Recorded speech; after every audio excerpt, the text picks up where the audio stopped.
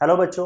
तो हम लोग यहाँ पे ऑसिलेशन का चैप्टर कर रहे हैं और एक वीडियो में काफ़ी चीज़ें हम लोग कवर कर चुके हैं। यहाँ पे फिलहाल इस वीडियो में हम लोग स्टार्ट करेंगे simple harmonic motion, linear simple harmonic motion के कुछ और कॉन्सेप्ट्स हैं and that is amplitude, time period और फ्रीक्वेंसी।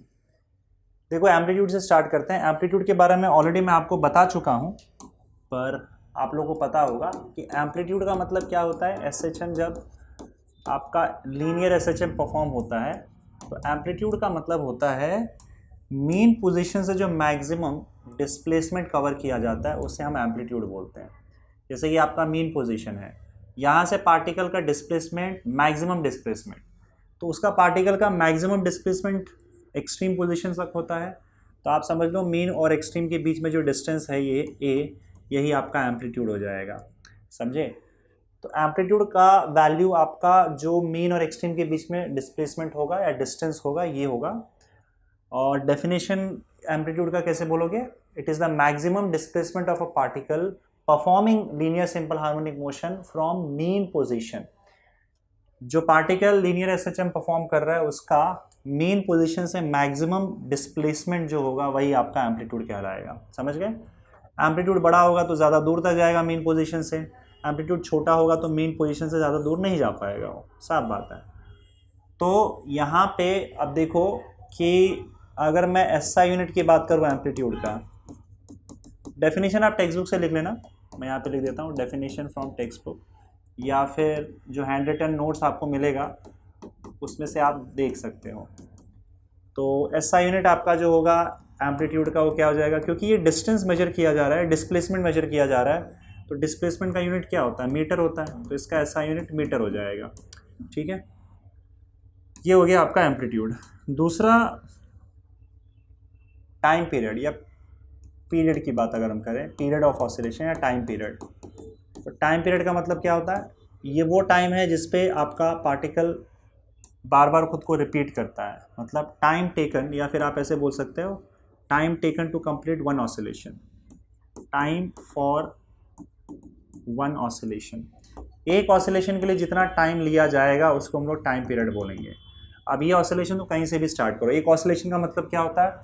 पार्टिकल जहाँ से ऑसिलेशन स्टार्ट कर रहा है वहाँ से पूरा घूम के वापस अगर आता है पूरे ऑसिलेशन के दौरान, तो हम बोलेंगे कि एक ऑसिलेशन कवर हुआ है। जैसे मान लो पार्टिकल यहाँ से स्टार्ट करता है मीन पोजीशन से, तो वो मीन पोजीशन पे उसी स्थिति में कब आएगा वापस वो देखते हैं।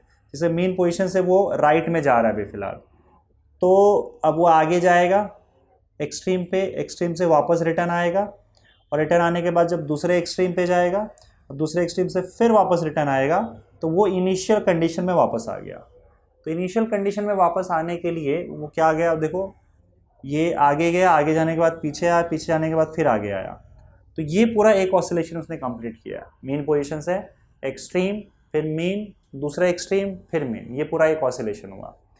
तो इस एक ऑसिलेशन के लिए जितना भी टाइम लगा होगा उसी को हम टाइम पीरियड बोलते हैं या पीरियड ऑफ ऑसिलेशन बोलते हैं। ठीक है, ये अब कहीं से भी स्टार्ट हो सकता है। जैसे मान लो ये मीन है पोजीशन, ये पॉजिटिव एक्सट्रीम पोजीशन है और ये नेगेटिव एक्सट्रीम पोजीशन है, ऐसा कुछ है। मान लो पार्टिकल पॉजिटिव एक्सट्रीम पोजीशन से स्टार्ट कर रहा है, तो वो क्या करेगा? पहले आगे आएगा, उसके बाद फिर नेगेटिव एक्सट्रीम पे जाएगा, फिर रिटर्न आएगा मीन पे, और फिर वापस ये एक्सट्रीम पे आएगा, तो हम बोलेंगे कि एक ऑसिलेशन कवर हो चुका है। तो इस पूरे एक ऑसिलेशन को कवर करने के लिए जितना भी टाइम लग रहा है उसे हम क्या बोलेंगे? Time period. अब टाइम पीरियड का वैल्यू क्या है वो देख लेते हैं। तो जैसे मान लो आपके पास इक्वेशन है x is equal to A sine omega t plus five, ये आपका एक पर्टिकुलर टाइम पे है। अब after time 2 pi upon omega, अब हम 2 पाई अपॉन ओमेगा टाइम के बाद देखते हैं सिचुएशन क्या है। After time 2 pi upon omega, x का वैल्यू क्या हो जाएगा बताओ? x is equal to A sine, देखो टी टाइम पे, यहाँ पे लिख दो at time t, at time t, t time पे सिचुएशन ये था। अब after 2 pi upon omega time बोल रहा हूँ, तो इसका मतलब इस टी टाइम से और 2 पाई ओमेगा टाइम ज़्यादा, तो इस टी में ये 2 पाई अपॉन ओमेगा ऐड हो जाएगा, तो ये हो जाएगा omega t plus 2 pi upon omega. समझ रहे हो ना?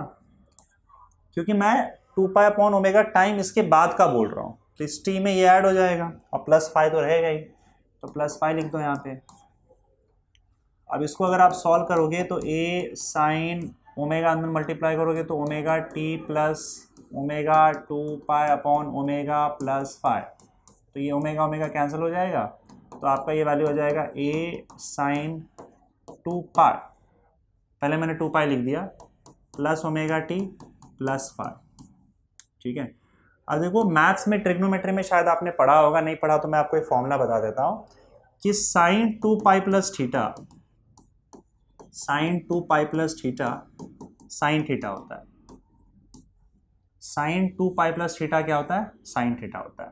ओके, तो यहाँ पे देखो आपका साइन 2 पाई प्लस ये पूरा थीटा है, तो यहाँ पे भी क्या हो जाएगा बताओ, ए साइन 2 पाई प्लस थीटा क्या हो जाएगा, साइन थीटा हो जाएगा, है ना। मान लेते इसको हम लोग x1 लिख देते हैं, पहला वाला जो आपका पोजीशन था पार्टिकल का वो x1 मान के चलते हैं, और ये जो दूसरा वाला पोजीशन 2 पाई अपॉन ओमेगा के बाद after time 2 pi upon omega का जो पोजीशन है x2 है, और इसको सॉल्व करने पर आप क्लियरली देख सकते हो कि a sine omega t plus 5 वापस आ गया जो कि x1 था, विच इज x1।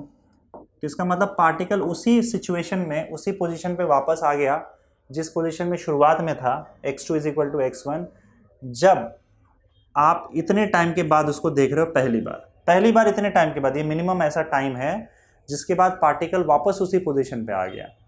इसका मतलब इतने टाइम के बाद मोशन बार बार खुद को रिपीट कर रहा है और एक पूरा ऑसिलेशन करने में इतना टाइम लग रहा है।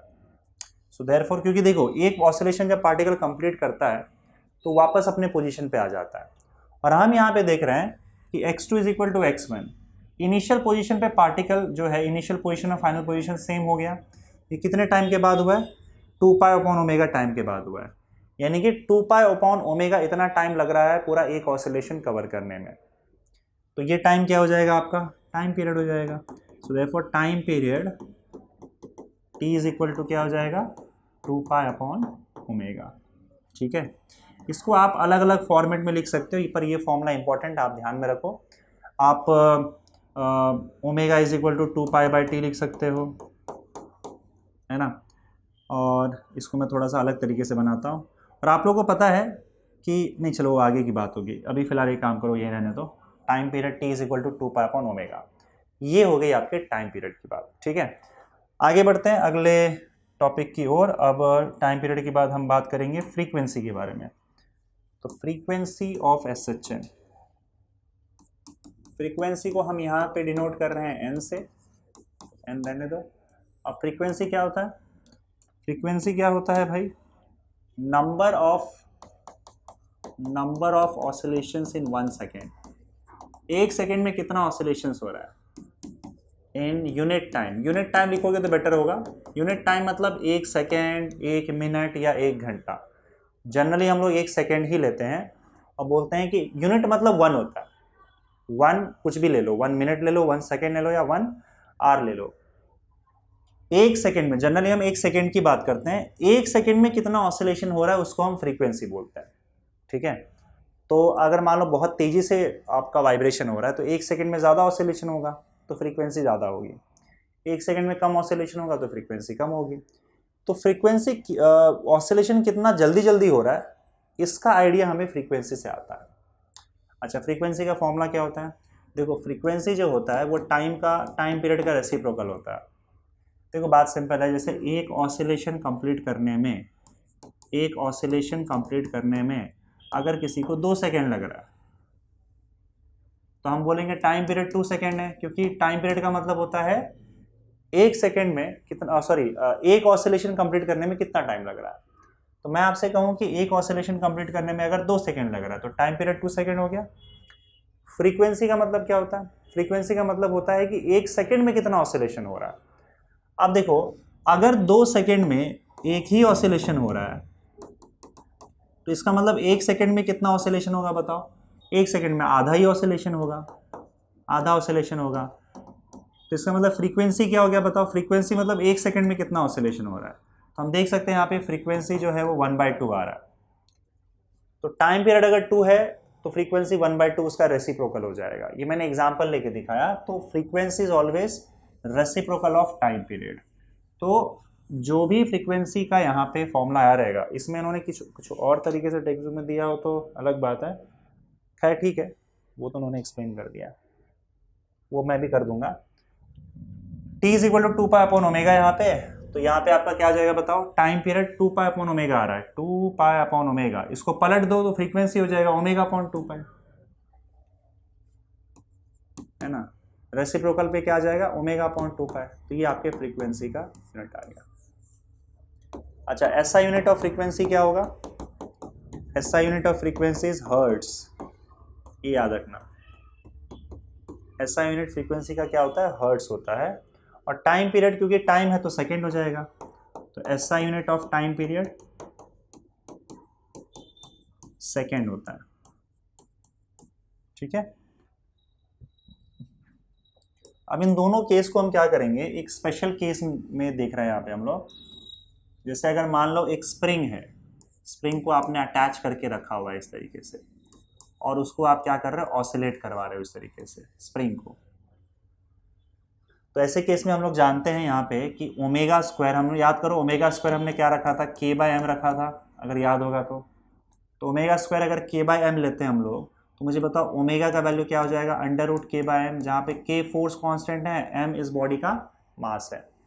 तो अगर इस तरीके से अगर आप यहाँ पे सब्सटीट्यूट करते हो तो टाइम पीरियड का फॉर्मूला क्या आ जाएगा बताओ, टाइम पीरियड का formula t is equal to क्या आ रहा है अपना, 2π/ω आ रहा है, तो t is equal to 2π/ω, omega का वैल्यू क्या आ रहा है, √k/m, याद रखना ये स्प्रिंग के लिए ओमेगा का वैल्यू √k/m होता है, ये हमने सब्सटीट्यूट किया था, तो √k/m आ जाएगा।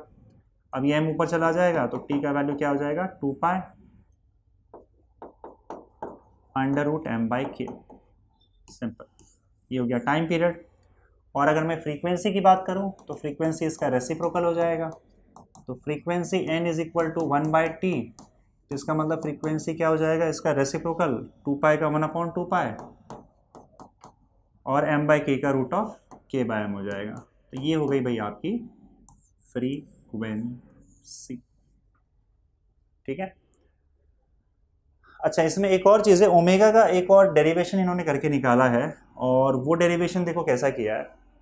तो यहाँ पे ओमेगा उन्होंने लिखा है एक्सेलरेशन पर यूनिट डिस्प्लेसमेंट का स्क्वायर रूट ऐसे निकाला है। वैसे ऐसे जिसको अलग से कुछ करने की ज़रूरत नहीं है, पर फिर मैं यहाँ पे लिख के दे रहा हूँ क्योंकि हो सकता है डायरेक्टली इक्वेशन आपको MCQs वगैरह में पूछ लिया जाए।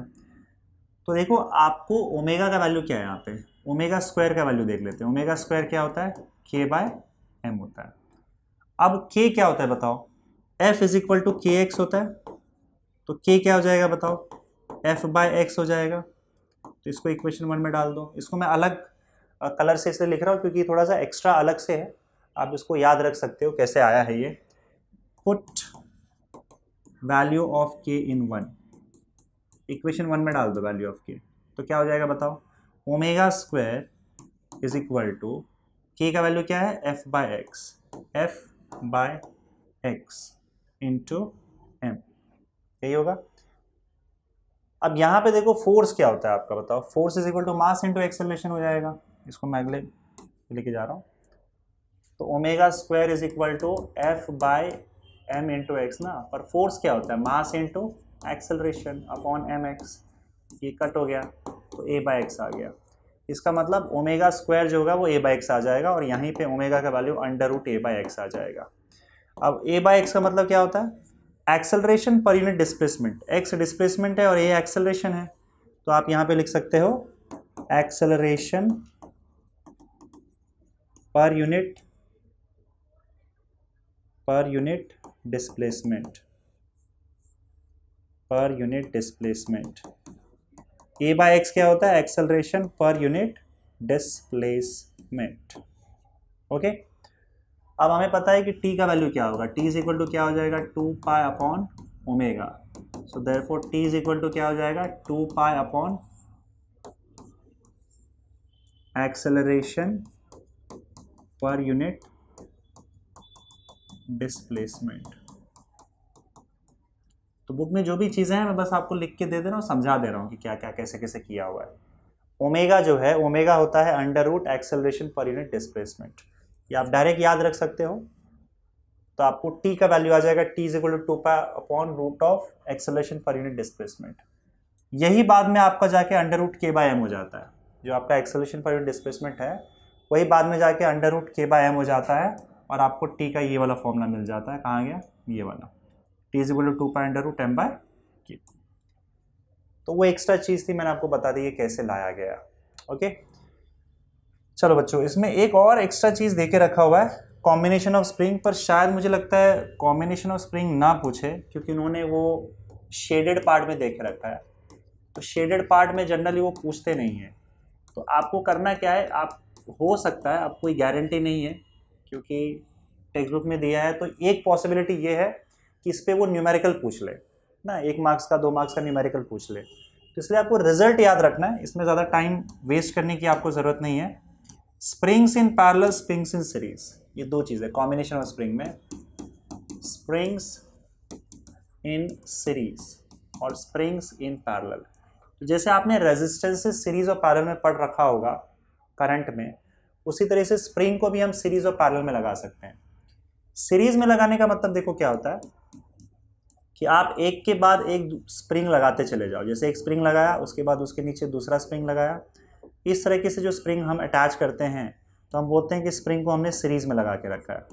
और फिर ये ऑब्जेक्ट जो है इस तरीके से ऑसिलेट करेगा। पहले स्प्रिंग का फोर्स कांस्टेंट K1, दूसरे स्प्रिंग का फोर्स कांस्टेंट K2 है। ये ऐसे भी हो सकता है और ये हॉरिजॉन्टल भी हो सकता है, ऐसा कुछ नहीं है। किसी ने अगर हॉरिजॉन्टल सरफेस पे रखा हो तो ये इस तरीके से स्प्रिंग एक के बाद दूसरा अगर आप अटैच करते चले जाते हो तो हम बोलते हैं स्प्रिंग्स जो है वो सीरीज कॉम्बिनेशन में है, K1 K2। अगर आपको रिजल्टेंट या फिर इक्विवेलेंट फोर्स कांस्टेंट चाहिए, दोनों का इक्विवेलेंट फोर्स कांस्टेंट, तो अगर सीरीज में है, मतलब जैसे मान लो इन दोनों का मिला के टोटल फोर्स कांस्टेंट में K इक्विवेलेंट मान लो, इनका पूरा मिला के टोटल एक ही स्प्रिंग अज्यूम करो इसको मैं, दोनों का मिला के, और उस एक स्प्रिंग का टोटल जो फोर्स कांस्टेंट आ जाएगा वो K इक्विवेलेंट आ जाएगा। तो K इक्विवेलेंट कैसे दिया जाता है? 1/K equivalent is equal to 1/K1 plus 1/K2। अगर सीरीज में रहा तो इस तरीके का इक्वेशन ये वाला यूज करना है। जब आप इसे रीअरेंज करोगे, सॉल्व कर लोगे, तो K equivalent is equal to K1 K2 upon K1 plus K2 आ जाएगा। ठीक है, फॉर्मूला याद रखोगे डायरेक्ट ही वाला तो भी काम चल जाएगा। और उसके अलावा आपका स्प्रिंग जो है पैरेलल में भी हो सकता है, स्प्रिंग्स इन पैरेलल, तो उसके लिए क्या फॉर्मूला बनेगा? Springs in parallel. Parallel spring कैसे पहचानोगे? देखो पैरेलल में क्या होता है, जो आपका बॉडी होता है उस बॉडी से हर एक स्प्रिंग अटैच होता है जितने भी स्प्रिंग्स आपके सिस्टम में है। तो मान लो मैं 2 ही स्प्रिंग ले रहा हूँ, तो अगर आपके बॉडी से दोनों स्प्रिंग्स अटैच्ड है, फॉर एग्जांपल जैसे ये इस तरीके से, इसमें उन्होंने वर्टिकल दिया कि और वर्टिकल दिया, चलो ठीक है। जैसे मान लो आपका एक स्प्रिंग ऐसे लगा दिया और दूसरा स्प्रिंग ऐसे लगा दिया और दोनों को एक ऑब्जेक्ट से बांध दिया और ये ऑसिलेट कर रहा है। एक का फोर्स कांस्टेंट K1 है, दूसरे का K2 है। तो यहाँ पे देखो क्या किया है, दोनों स्प्रिंग जो है दोनों बॉडी से अटैच्ड है। ठीक है, तो ये हम पैरेलल कॉम्बिनेशन बोलेंगे। पैरेलल कॉम्बिनेशन इसको भी बोला जाएगा, याद रखना। जैसे अगर मान लो एक स्प्रिंग ऐसे लगा दिया, यहाँ पे एक ऑब्जेक्ट है और दूसरा स्प्रिंग यहाँ से लगा दिया और यहाँ पे इसको भी फिक्स कर दिया और ऑब्जेक्ट को खींचा और छोड़ दिया, तो ऑब्जेक्ट ऐसे ऐसे ऑसिलेट करेगा। यहाँ पे भी देखो दोनों स्प्रिंग का एक हिस्सा बॉडी से अटैच्ड है, तो इसलिए इस केस में भी हम इसको पैरेलल कॉम्बिनेशन ही मानेंगे। ये दोनों पैरेलल कॉम्बिनेशन है, ऐसा दिखा तो भी पैरेलल कॉम्बिनेशन, ऐसा दिखा तो भी पैरेलल कॉम्बिनेशन। पैरेलल का मतलब जरूरी नहीं है कि पैरेलल में होना चाहिए, दोनों स्प्रिंग का जो हिस्सा है वो आपके इस ब्लॉक से कनेक्टेड होना चाहिए। सीरीज में क्या था बताओ, एक ही स्प्रिंग का एक हिस्सा कनेक्टेड था, बाकी उसके पीछे लगते चले गए। इसमें दोनों स्प्रिंग का हिस्सा उससे कनेक्टेड है, तो ये हम बोलेंगे कि स्प्रिंग पैरेलल में है। तो पैरेलल के केस में क्या होता है, अगर मैं पूरे स्प्रिंग का टोटल K इक्विवेलेंट निकाल लूं तो हम यहाँ पे सीधा सीधा लिख सकते हैं K equivalent is equal to K1 plus K2। तो पैरेलल के केस में डायरेक्टली फोर्स कांस्टेंट ऐड हो जाता है, और आपका स्प्रिंग के सीरीज के केस में आपका क्या होता है, रेसिप्रोकल ऐड होता है। समझ गए? रेजिस्टेंस में जो तुमने पढ़ा था पैरेलल और सीरीज, उसमें इक्वेशन उल्टा आ रहा था। पैरेलल के केस में ऐसा आ रहा था और सीरीज के केस में ऐसा आ रहा था। स्प्रिंग के केस में उल्टा आता है। स्प्रिंग के केस में सीरीज में रहेगा तो ये इक्वेशन आएगा और पैरेलल में होगा तो डायरेक्टली ऐड हो जाएगा स्प्रिंग कांस्टेंट या फोर्स कांस्टेंट। समझ गए? तो ये आपका हो गया कॉम्बिनेशन ऑफ स्प्रिंग्स। अब चलते हैं बच्चों अगले टॉपिक पे, जो कि आपका रेफरेंस सर्कल मेथड, और इसको समझने की कोशिश करते हैं।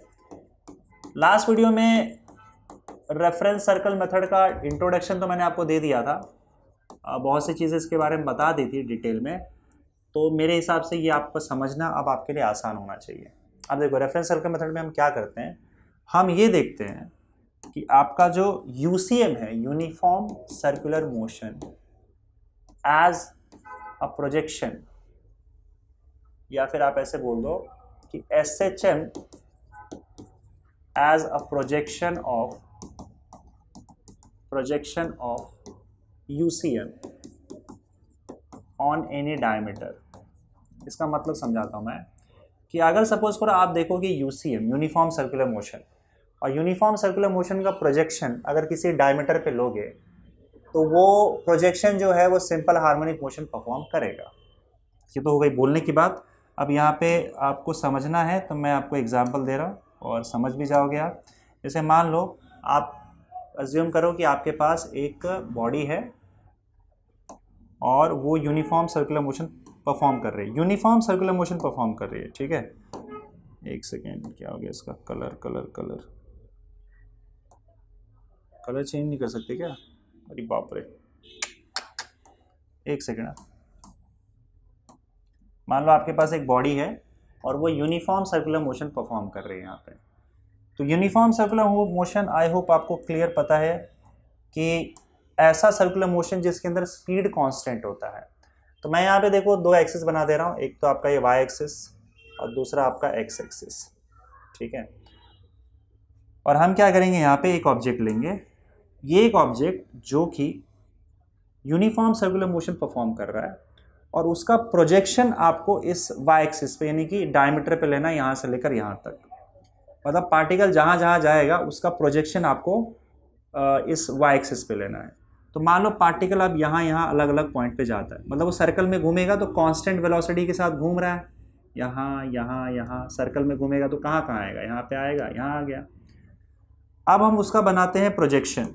अब उसका प्रोजेक्शन कहाँ जा रहा है वो देखते हैं। यहाँ पे था तो प्रोजेक्शन यहाँ पे आएगा, प्रोजेक्शन मतलब उससे एक परपेंडिकुलर डिस्टेंस वाई एक्सिस पे बना दो। अब यहाँ पे था तो उसका प्रोजेक्शन यहाँ आएगा, यहाँ था तो प्रोजेक्शन यहाँ आ जाएगा, यहाँ था तो प्रोजेक्शन यहाँ आएगा।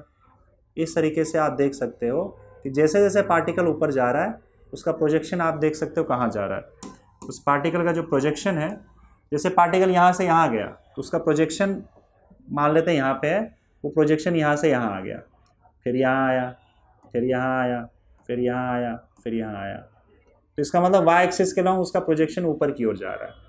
अब एक काम करते हैं, जब वो सर्कल में घूम के दूसरे साइड से ये पार्टिकल मान लो यहाँ आ जाए, फिर यहाँ आ जाए, फिर यहाँ आ जाए, यहाँ आ जाए, यहाँ आ जाए, यहाँ आए, यहाँ आए, यहाँ आए, यहाँ आए, यहाँ आए और फिर यहाँ आ जाए।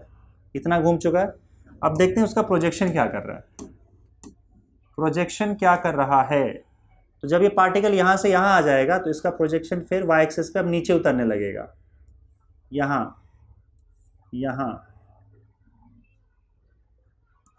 यहाँ, यहाँ, यहाँ, यहाँ, यहाँ, यहाँ। अब आप देखोगे ध्यान से तो उसका प्रोजेक्शन क्या कर रहा है बताओ। जब ये सर्कल में ऐसे घूम के यहाँ आ गया तो पार्टिकल इसका प्रोजेक्शन यहाँ से, अब देखो यहाँ मतलब यहाँ आ गया, फिर यहाँ आ गया, फिर यहाँ आ गया, फिर यहाँ आया और फिर जब ये यहाँ पे आया तो प्रोजेक्शन वापस रिटर्न आ गया। मतलब पार्टिकल ऐसे घूम के यहाँ पे आए तो इसका प्रोजेक्शन जो है वाई एक्सिस पे वो ऊपर जाके फिर रिटर्न आ गया।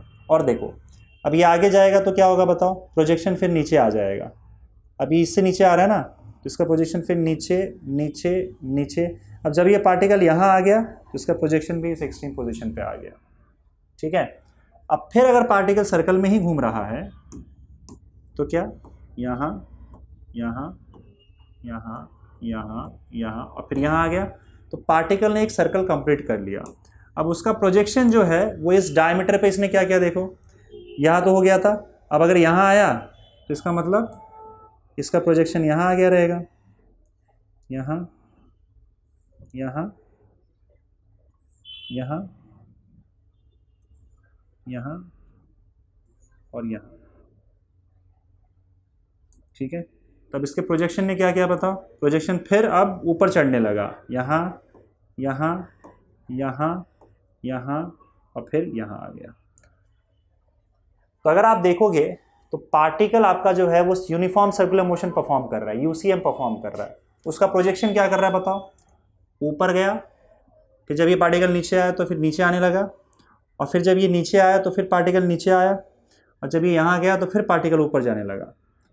अगर ये कंटिन्यू करें, मान लो ऐसे ऐसे ऐसे ऐसे, तो आप देखोगे कि आप सर्कल पे जो पार्टिकल है वो यूनिफॉर्म सर्कुलर मोशन परफॉर्म कर रहा है, मतलब कांस्टेंट स्पीड के साथ भाग रहा है। तो उसका जो प्रोजेक्शन है डायमीटर पे, इस डायमीटर पे, वो ऊपर नीचे ऊपर नीचे ऊपर नीचे कर रहा है। और ये जो ऊपर नीचे कर रहा है वो एक्चुअली में सिंपल हार्मोनिक मोशन यानी कि वाइब्रेशन परफॉर्म कर रहा है। तो इस एक्सिस पे इफ यू कैन सी, इस डायमीटर पे, इनफैक्ट मैं बोलूँगा इस डायमीटर पे क्या हो रहा है बताओ, एसएचएम परफॉर्म किया जा रहा है। तो वही स्टेटमेंट का मतलब है, अगर आप ध्यान से पढ़ोगे इसको तो SHM as a projection of UCM, मतलब ये जो एसएचएम है वो इस यूसीएम का प्रोजेक्शन है। कहाँ पे प्रोजेक्शन है, किसी डायमीटर पे, इस डायमीटर पे। अब जरूरी नहीं है कि अगर इस डायमीटर को देखोगे, वाई एक्सिस वाले डायमीटर को, तो ही आपको ऑसिलेशन दिखाई देगा।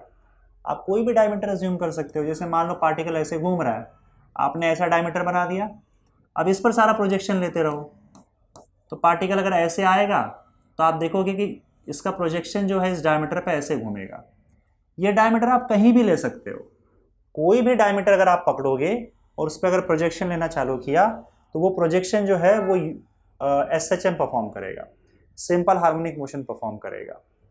और इसी चीज़ को हम प्रूव करेंगे आगे कि सच में सिंपल हार्मोनिक मोशन परफॉर्म हो रहा है कि नहीं हो रहा है। क्योंकि इस डायग्राम को देख के हमें बस इतना ही पता चल रहा है कि जो आपका प्रोजेक्शन है डायमीटर पे वो ऊपर नीचे कर रहा है, पर ऊपर नीचे करना ये कंफर्म नहीं कराता है कि वो एसएचएम ही परफॉर्म कर रहा है। हाँ, जो हमारे पास एसएचएम की इक्वेशन है, अगर वो इक्वेशन से मैच कर जाए तब हम जरूर बोलेंगे कि हाँ ये एसएचएम परफॉर्म कर रहा है। तो हमारे पास 3 इक्वेशन है, वो 3 इक्वेशन मैं आपको लिख देता हूँ यहाँ पे, याद ही दिला देता हूँ, बता देता हूँ। सिंपल हार्मोनिक मोशन से रिलेटेड 3 इक्वेशन है, डिस्प्लेसमेंट, वेलोसिटी और एक्सेलरेशन। और हम टाइम डिपेंडेंट इक्वेशन यूज करेंगे। तो टाइम डिपेंडेंट इक्वेशन हमने कहाँ लिख रखा था, इफ आई एम नॉट, हाँ ये रहा, ये देखो, ये 3 इक्वेशन को ध्यान से देखो। x is equal to A sine omega t plus five, ये डिस्प्लेसमेंट का इक्वेशन है। वेलोसिटी का इक्वेशन अगर आप देखोगे तो velocity A omega is cos omega t plus five, और एक्सेलरेशन का क्या हो जाएगा आपका A omega square sine omega t plus five. अब ये इसी इक्वेशन से उन्होंने यूज़ किया हुआ है, हाँ ठीक है चलेगा। हमको क्या करना है बताओ, इन 3 इक्वेशंस को देखना है बच्चों, और इन 3 इक्वेशन से यही 3 इक्वेशन प्रूव करना है कि यही 3 इक्वेशन आएगा अगर हम सपोज करो इसका मोशन देखेंगे डायमीटर पे, इसका मोशन, प्रोजेक्शन का मोशन अगर हम डायमीटर पे देखें तो यही 3 इक्वेशन आएगा आपका। तो चलो शुरू करते हैं और प्रूव करने की कोशिश करते हैं। तो सबसे पहली बात डिस्प्लेसमेंट की हम बात करते हैं, डिस्प्लेसमेंट का इक्वेशन ढूंढने की कोशिश करते हैं। मतलब हम लोग ये यहाँ पे प्रूव कर रहे हैं कि अगर यूनिफॉर्म सर्कुलर मोशन होगा तो उसका प्रोजेक्शन किसी डायमीटर पे एसएचएम परफॉर्म करेगा, है ना। तो चलो फिर से एक सर्कल ड्रॉ करते हैं यहाँ पे, और ये रहा आपका सर्कल। अब हम पहले डिस्प्लेसमेंट की बात, डिस्प्लेसमेंट का इक्वेशन ढूंढने की कोशिश कर रहे हैं, ठीक है। ये अगेन यहाँ पे एक्स एक्सिस और y axis, we just draw x axis y axis. तो ये आपका वाई एक्सिस, ये आपका एक्स एक्सिस। और यहाँ ध्यान देना बच्चों कि अगर सपोज करो मैं यहाँ पे कोई पार्टिकल है और वो पार्टिकल इनिशियली आपका यहाँ पे है, initially at time t is equal to 0, at time t is equal to 0 ये पार्टिकल इस पोजीशन पे है, सबसे ए पोजीशन पे है। तो ये आपका पार्टिकल का एंगल बन जाएगा, फाई एंगल बन जाएगा, है ना। और कुछ टाइम के बाद, और इसका अगर प्रोजेक्शन की बात करें तो प्रोजेक्शन कहाँ होगा बताओ, प्रोजेक्शन होगा यहाँ पे, ठीक है। ये प्रोजेक्शन होगा, मतलब आपका पार्टिकल यहाँ पे पहुँच चुका है, जो प्रोजेक्शन है वो प्रोजेक्शन यहाँ पे पहुँच चुका है। कुछ समय के बाद अगर आप देखोगे, थोड़े टाइम के बाद, तो हो सकता है ये पार्टिकल यहाँ से थोड़ा और आगे चला जाए और पॉइंट बी तक पहुँच जाए मान लो, तो पॉइंट बी तक अगर पहुंचता है तो मुझे एक बात बताओ कि अब आपका जो वेक्टर है, ये जो रेडियस वेक्टर है, वो यहाँ से यहाँ चला जाएगा, और ये आपका वेक्टर जो है इसे मैं आर मान के चल रहा हूँ, ए मान के चल रहा हूँ, वेक्टर ए। देखो ये रेडियस वेक्टर है, तो ये रेडियस वेक्टर को मैं आर मान के चल रहा हूँ यहाँ पे, आर, ये आर वेक्टर है, ये भी आर वेक्टर है आपका। मैं यहीं पे लिख देता हूँ, एक काम करता हूँ, आर वेक्टर। लेकिन आप ध्यान से देखोगे, जब ये वेक्टर आपका सपोज करो इस पॉइंट पे आ जाएगा, तो ये आपका, अगर मैं इसको एस एच एम मान के चल रहा हूँ, तो ये एस एच एम का एम्पलीट्यूड हो जाएगा। तो मैं क्या कर रहा हूँ यहाँ पे, आर वेक्टर को, या आर जो आपका मैग्नीट्यूड या रेडियस का, उसको मैं ए लिख देता हूँ। देखो लेटर की बात है, आप लेटर कुछ भी डिनोट करो, आपके बुक में वैसे ये नहीं लिखा हुआ है, पर मैं लिख देता हूँ ताकि आपको और अच्छे समझ में आए। तो ये जो आर है, ये जो इसका रेडियस है, इधर लिख देता हूँ। रेडियस को मैं आर के बजाय ए लिख रहा हूँ, आर भी लिख रहा हूँ, उसी को मैं ए भी लिख रहा हूँ, ठीक है। उसका रीजन है, आपको अब पता चल जाएगा रीजन। अब देखो आपका पार्टिकल ने इस कुछ टाइम में एक छोटा एंगल और कवर कर लिया। अब इस एंगल का वैल्यू मैं क्या लिखूं, तो देखो अगर मान लो ये ओमेगा एंगुलर वेलोसिटी से घूम रहा है, तो हमने रोटेशन डायनेमिक्स में एक फॉर्मूला पढ़ा था ओमेगा का थीटा अपॉन टी, यानी कि angle upon time, angle upon time, ये ओमेगा का डेफिनेशन है, एंगल अपॉन टाइम। तो मुझे बताओ यहाँ से एंगल का फॉर्मूला क्या बन जाएगा, angle will be equal to omega into time. तो याद रहे, कोई भी एंगल है उसका फॉर्मूला हम यहाँ से लिख सकते हैं ओमेगा मल्टीप्लाइड बाय टाइम, या फिर omega angle upon time that is equal to angle upon t. तो एंगल का फॉर्मूला क्या हो जाएगा, ओमेगा इंटू टी। तो किसी भी एंगल का फॉर्मूला हम लिख सकते हैं omega into T, omega into time. तो ये जो आपको बीच में एंगल कवर करता हुआ दिखा है टी टाइम में, उसे आप ओमेगा टी लिख दो, और यहां से लेकर यहां तक अब पूरा एंगल क्या हो जाएगा बताओ, omega t plus 5।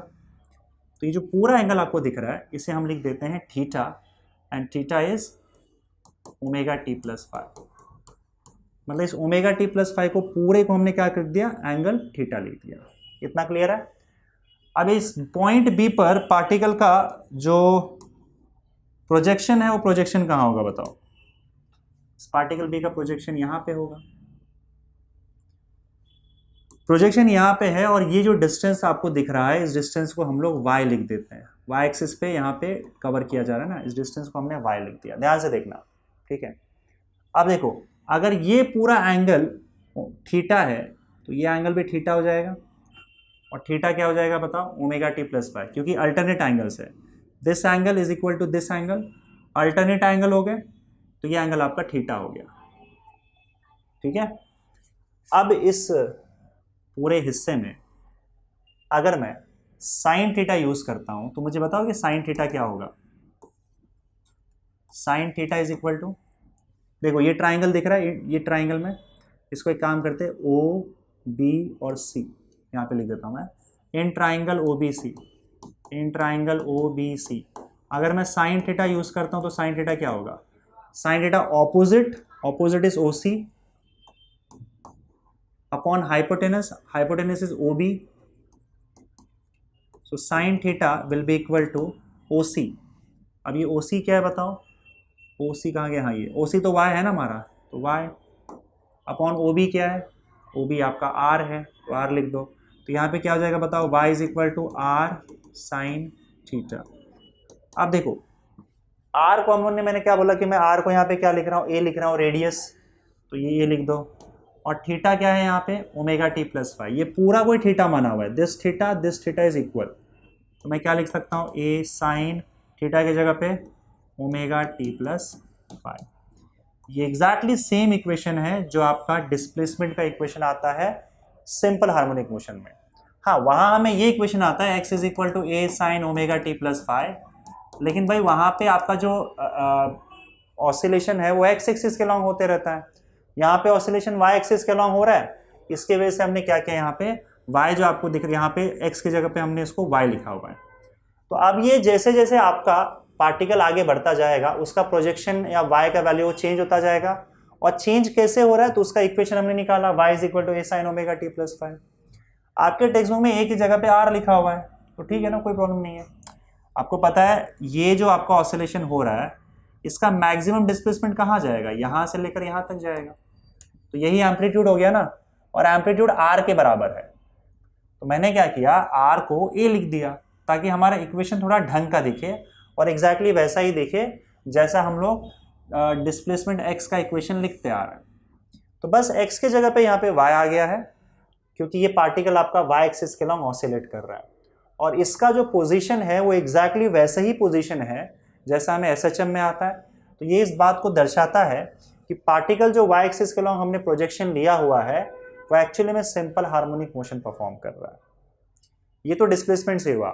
Even velocity और एक्सेलरेशन का इक्वेशन भी आपको ऐसे ही आएगा। तो आगे हम बात करेंगे वेलोसिटी और एक्सेलरेशन की। तो चलिए बात करते हैं पहले वेलोसिटी की। तो अब वेलोसिटी का इक्वेशन निकालते हैं। तो यहाँ पे फिर से हम लोग लेंगे पहले तो सर्कल, ये ले लिया हमने सर्कल, और उसके बाद यहाँ पे देखो फिर से आप एक्सिस ड्रॉ कर दो इसका। तो यहाँ पे आप देखोगे तो ये आपका वाई एक्सिस हो जाएगा और ये एक्स एक्सिस, और अगेन हम लोग को वाई एक्सिस पे पार्टिकल का प्रोजेक्शन लेना है। तो यहाँ देखो पार्टिकल मान लो यहाँ से स्टार्ट कर रहा है, जस्ट अ सेकेंड, अब मान लो कुछ टाइम के बाद वो यहाँ पहुँच गया, इस पॉइंट पर पहुँच गया, ठीक है, इस पॉइंट पे। तो अगेन आपका ये आर हो जाएगा और इसका जो प्रोजेक्शन है वो प्रोजेक्शन फिर से हम लोग लेंगे यहाँ पे इस तरीके से, देखना ध्यान से। अब ये जो एंगल है इस एंगल को मैं डायरेक्टली थीटा लिख दे रहा हूँ, ठीक है। ओमेगा टी प्लस फाइव उतना लिखने में मुझे मज़ा नहीं आ रहा है, आप लोगों को पता है ये पूरा एंगल क्या है, ओमेगा टी प्लस फाइव। तो इसे मैं साइड में लिख दे रहा हूँ कि जो थीटा मैंने लिखा है this theta is nothing but omega t plus five. वो फिर से एक्सप्लेन करने की जरूरत नहीं है कि पहले फाइव था फिर ओमेगा टी एंगल वो कवर हुआ है, मतलब ये सब कुछ सेम ऐसे ही है जैसे यहाँ पे था, ए से लेकर बी तक। तो मैंने डायरेक्टली क्या किया, उसका बी वाला पोजीशन ही बता दिया, यहाँ पर डायरेक्टली बी वाला पोजीशन ही बना दिया, और इसके पहले जो टोटल एंगल था ओमेगा टी प्लस फाइव उसको डायरेक्टली थीटा लिख दिया। समझ में आ जाएगा ना, theta is omega t plus five. अब देखो आपकी जो वेलोसिटी होती है ये वेलोसिटी टेंजेंशियल होती है, कभी भी आपकी जो वेलोसिटी है वो टेंजेंशियल होती है। इस वेलोसिटी को ऐसे ही रगड़ के उठा के मैं यहाँ पे ला देता हूँ, मतलब इसको ही बस घसीट के मैं यहाँ पे ला के रख दिया, ये आपकी टोटल वेलोसिटी हो गई। अब देखो हम लोग को सिर्फ वाई एक्सिस के लॉन्ग वेलोसिटी चाहिए, क्योंकि हमारा पार्टिकल जो है, जो प्रोजेक्शन है, पार्टिकल का जो प्रोजेक्शन है वो वाई एक्सिस के लॉन्ग एसएचएम परफॉर्म कर रहा है। तो हमें ये देखना है कि जो आपका पार्टिकल वाई एक्सिस के लॉन्ग मूव कर रहा है ना, तो हमें ये देखना है कि इस वेलोसिटी का वाई कॉम्पोनेंट कहाँ जा रहा है। तो वेलोसिटी के वाई कॉम्पोनेंट के लिए आप क्या करोगे, इसको दो एक्सिस के लॉन्ग इसका कॉम्पोनेंट निकाल लो, एक्स एक्सिस और वाई एक्सिस। तो पहले तो आपको एंगल चेक करना होगा, भाई एंगल क्या है। अगर हम लोग ने ये एंगल थीटा लिया हुआ है तो आपका ये एंगल थीटा हो जाएगा, ये एंगल भी थीटा होगा। अब यहाँ पे मुझे बताओ कि कौन सा एंगल थीटा होगा। सी अगर ये थीटा है तो ये आपका, इसको मैं थोड़ा सा एक्सटेंड करूँ, यहाँ पे अब सिंपल सी ज्योमेट्री है, अगर इसको मैं थोड़ा सा एक्सटेंड करूँ तो ये अगर थीटा है तो ये 90 डिग्री है, और यहाँ पे अगर आप देखोगे तो इस केस में यहीं पे एंगल निकाल लेते हैं। देखो ये एंगल 90 माइनस थीटा हो जाएगा, क्योंकि वेलोसिटी आपके रेडियस के परपेंडिकुलर होता है। अगर ये 90 माइनस थीटा है तो साफ साफ ये एंगल में 90 माइनस थीटा है और ये एंगल आपका थीटा हो जाएगा। ये सिंपल ज्योमेट्री आप ध्यान में रखोगे समझ में आ जाएगा, समझे। ये 90 माइनस थीटा है तो ये भी 90 माइनस थीटा हो जाएगा, और अगर ये 90 माइनस थीटा हुआ, इधर लिख देता हूँ मैं 90 माइनस थीटा, तो ऑब्वियस सी बात है ये थीटा होगा। देखो दो एंगल जब मिला के 90 डिग्री होता है और उस बीच में आपने एक एंगल और ड्रॉ कर दिया, तो अगर एक एंगल थीटा तो दूसरा 90 माइनस थीटा हो जाता है, या एक एंगल 90 माइनस थीटा हो तो दूसरा अपने आप थीटा हो जाता है। समझ गए। तो अब यहाँ पे आप देख सकते हो कि आपका वेलोसिटी जो है, इसको हटा देते हैं हम लोग। अब देखो ये इसको हटा दे रहा है, या समझ जाओगे, चलेगा ना, रहने दो। तो ये एंगल 90 डिग्री थीटा, ये थीटा, अब टोटल मिला के 90 डिग्री हो रहा है, तो ये 90 माइनस थीटा। अगर ये 90 माइनस थीटा है तो आप देखो ये लाइन और ये दोनों पैरेलल लाइन है वी, तो ये एंगल और ये एंगल करस्पॉन्डिंग हो जाएंगे। तो अगर ये 90 माइनस थीटा है तो ये भी 90 माइनस थीटा। समझ में आ रहा है कि नहीं आ रहा है। जैसे इस लाइन को एक्सटेंड कर दो पूरा वी को, और ये वी तो पैरेलल ही है ना दोनों, और ये आपका पॉइंट बी है ना, और ये लाइन यहाँ पे है, ऐसे ही है। तो यहाँ से अगर सपोज करो मैं ऊपर वर्टिकली ड्रॉ कर रहा हूँ, तो मैंने आपसे क्या कहा कि ये एंगल तो आपका इस केस में देखो यहाँ पे, हाँ ये एंगल आपका थीटा है। अब ये 90 डिग्री है, तो ये 90 माइनस थीटा हो जाएगा, ये वाला एंगल 90 माइनस थीटा। अब ध्यान से देखना कि अगर ये 90 माइनस थीटा है तो अब जैसे बात है आपका ये एंगल भी 90 माइनस थीटा हो जाएगा, ठीक है, क्योंकि ये और आपका ये एंगल सेम होगा। इस केस में अगर ये 90 माइनस थीटा है तो ये पैरेलल लाइंस है ना, और आप ऐसे देख लो ना कि अगर ये 90 माइनस थीटा तो अल्टरनेट एंगल के हिसाब से ये भी 90 माइनस थीटा हुआ, और क्योंकि ये दो लाइन पैरेलल है और ये ट्रांसवर्सल है तो ये 90 माइनस थीटा, तो करस्पॉन्डिंग एंगल से ये भी 90 माइनस थीटा, और वर्टिकली ऑपोजिट एंगल से ये 90 माइनस थीटा, और यही एंगल मैं आपको बता रहा था 90 माइनस थीटा। अगर ये 90 माइनस थीटा हुआ तो ऊपर वाला भी थीटा, ऊपर वाला थीटा हो जाएगा क्योंकि ये टोटल 90 डिग्री है। तो यार ये सिंपल ज्योमेट्री है, इसमें ज़्यादा दिमाग खर्च करने की जरूरत नहीं है, बस एक्सप्लेन कर दिया। जिस तरीके से भी जाओगे आपको ये एंगल थीटा मिल जाएगा। अब एक बार ये एंगल थीटा मिल गया तो आप कॉम्पोनेंट निकाल सकते हो। कॉम्पोनेंट कैसे निकालोगे बताओ? ये आपका वाई एक्सिस है, तो एक परपेंडिकुलर ड्रॉ करो वाई एक्सिस पे और एक परपेंडिकुलर ड्रॉ करो आप एक्स एक्सिस पे। यहाँ से कॉम्पोनेंट ड्रॉ करो ऊपर की ओर और यहाँ से कॉम्पोनेंट ड्रॉ करो यहाँ पे। अब ये जो है वाई एक्सिस के अलॉन्ग है तो इसको मैं वी वाई बोल दूंगा, और आपको पता है कि जो भी कंपोनेंट थीटा के साथ आएगा उसके अंदर कॉस थीटा आता है, तो ये v का कंपोनेंट है थीटा के साथ, तो ये आपका v कॉस थीटा आ जाएगा, और इस केस में यहाँ पे ये vx हो जाएगा which is equal to v sine theta. हमें x कंपोनेंट से लेना देना नहीं है, हमें सिर्फ y कंपोनेंट से लेना देना। तो हमें क्लियर हो गया कि vy जो होता है वो v कॉस थीटा होता है, ये हमको यहाँ पे दिख चुका है, राइट। अब सिंपल है। अब आप लोगों को पता है कि यूनिफॉर्म सर्कुलर मोशन में एक इक्वेशन बहुत फेमस है, v is equal to r omega. ये हमने रोटेशन डायनेमिक्स में पढ़ रखा है।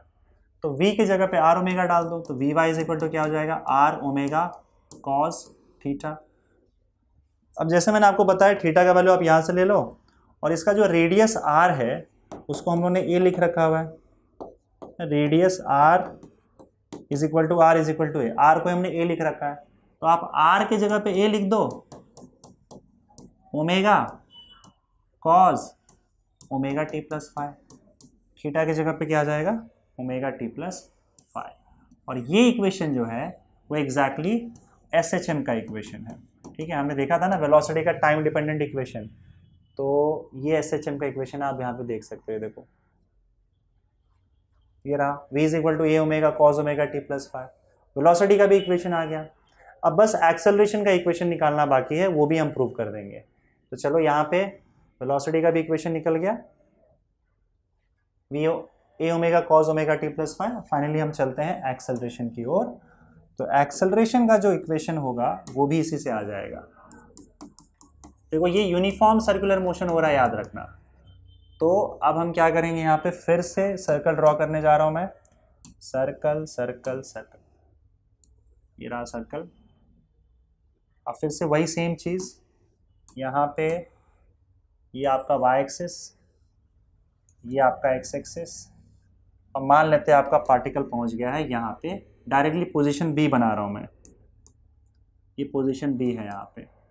तो ये आपका रेडियस वेक्टर और यहाँ पे आपका एंगल थीटा, और आपको पता है कि theta is equal to omega t plus five है, और रेडियस जो है वो आर है, और उस आर को ही मैं ए लिख दे रहा हूँ, ठीक है। यहाँ पे अगर आप देखोगे तो हम फोर्स की बात कर लेते हैं या एक्सेलरेशन की बात कर लेते हैं। देखो जो यूसीएम परफॉर्म किया जाता है, यूनिफॉर्म सर्कुलर मोशन, ये आर को मैं थोड़ा सा साइड में रखता हूँ, रहने देता हूँ मैं, आर समझ जाओगे ना, आर है यहाँ पे। देखो जो यूनिफॉर्म सर्कुलर मोशन परफॉर्म होता है बच्चों, यूनिफॉर्म सर्कुलर मोशन में एक ही एक्सेलरेशन लगता है, ये हम जानते हैं, रोटेशन डायनामिक्स में पढ़ चुके हैं, और वो होता है सेंट्रीपिटल एक्सेलरेशन। और सेंट्रीपिटल एक्सेलरेशन का फॉर्मूला क्या होता है, मैं यहाँ पे लिख देता हूँ, सेंट्रीपिटल या फिर रेडियल एक्सेलरेशन।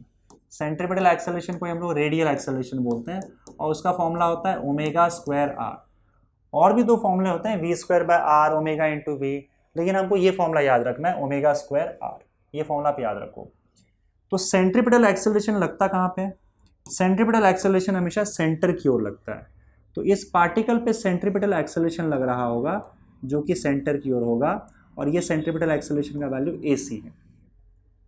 अब इस एक्सेलरेशन को भी आपको दो कंपोनेंट में डिवाइड करना है, तो एक y एक्सिस के अलॉन्ग, दूसरा x एक्सिस के अलॉन्ग। बड़ा सिंपल है, राइट।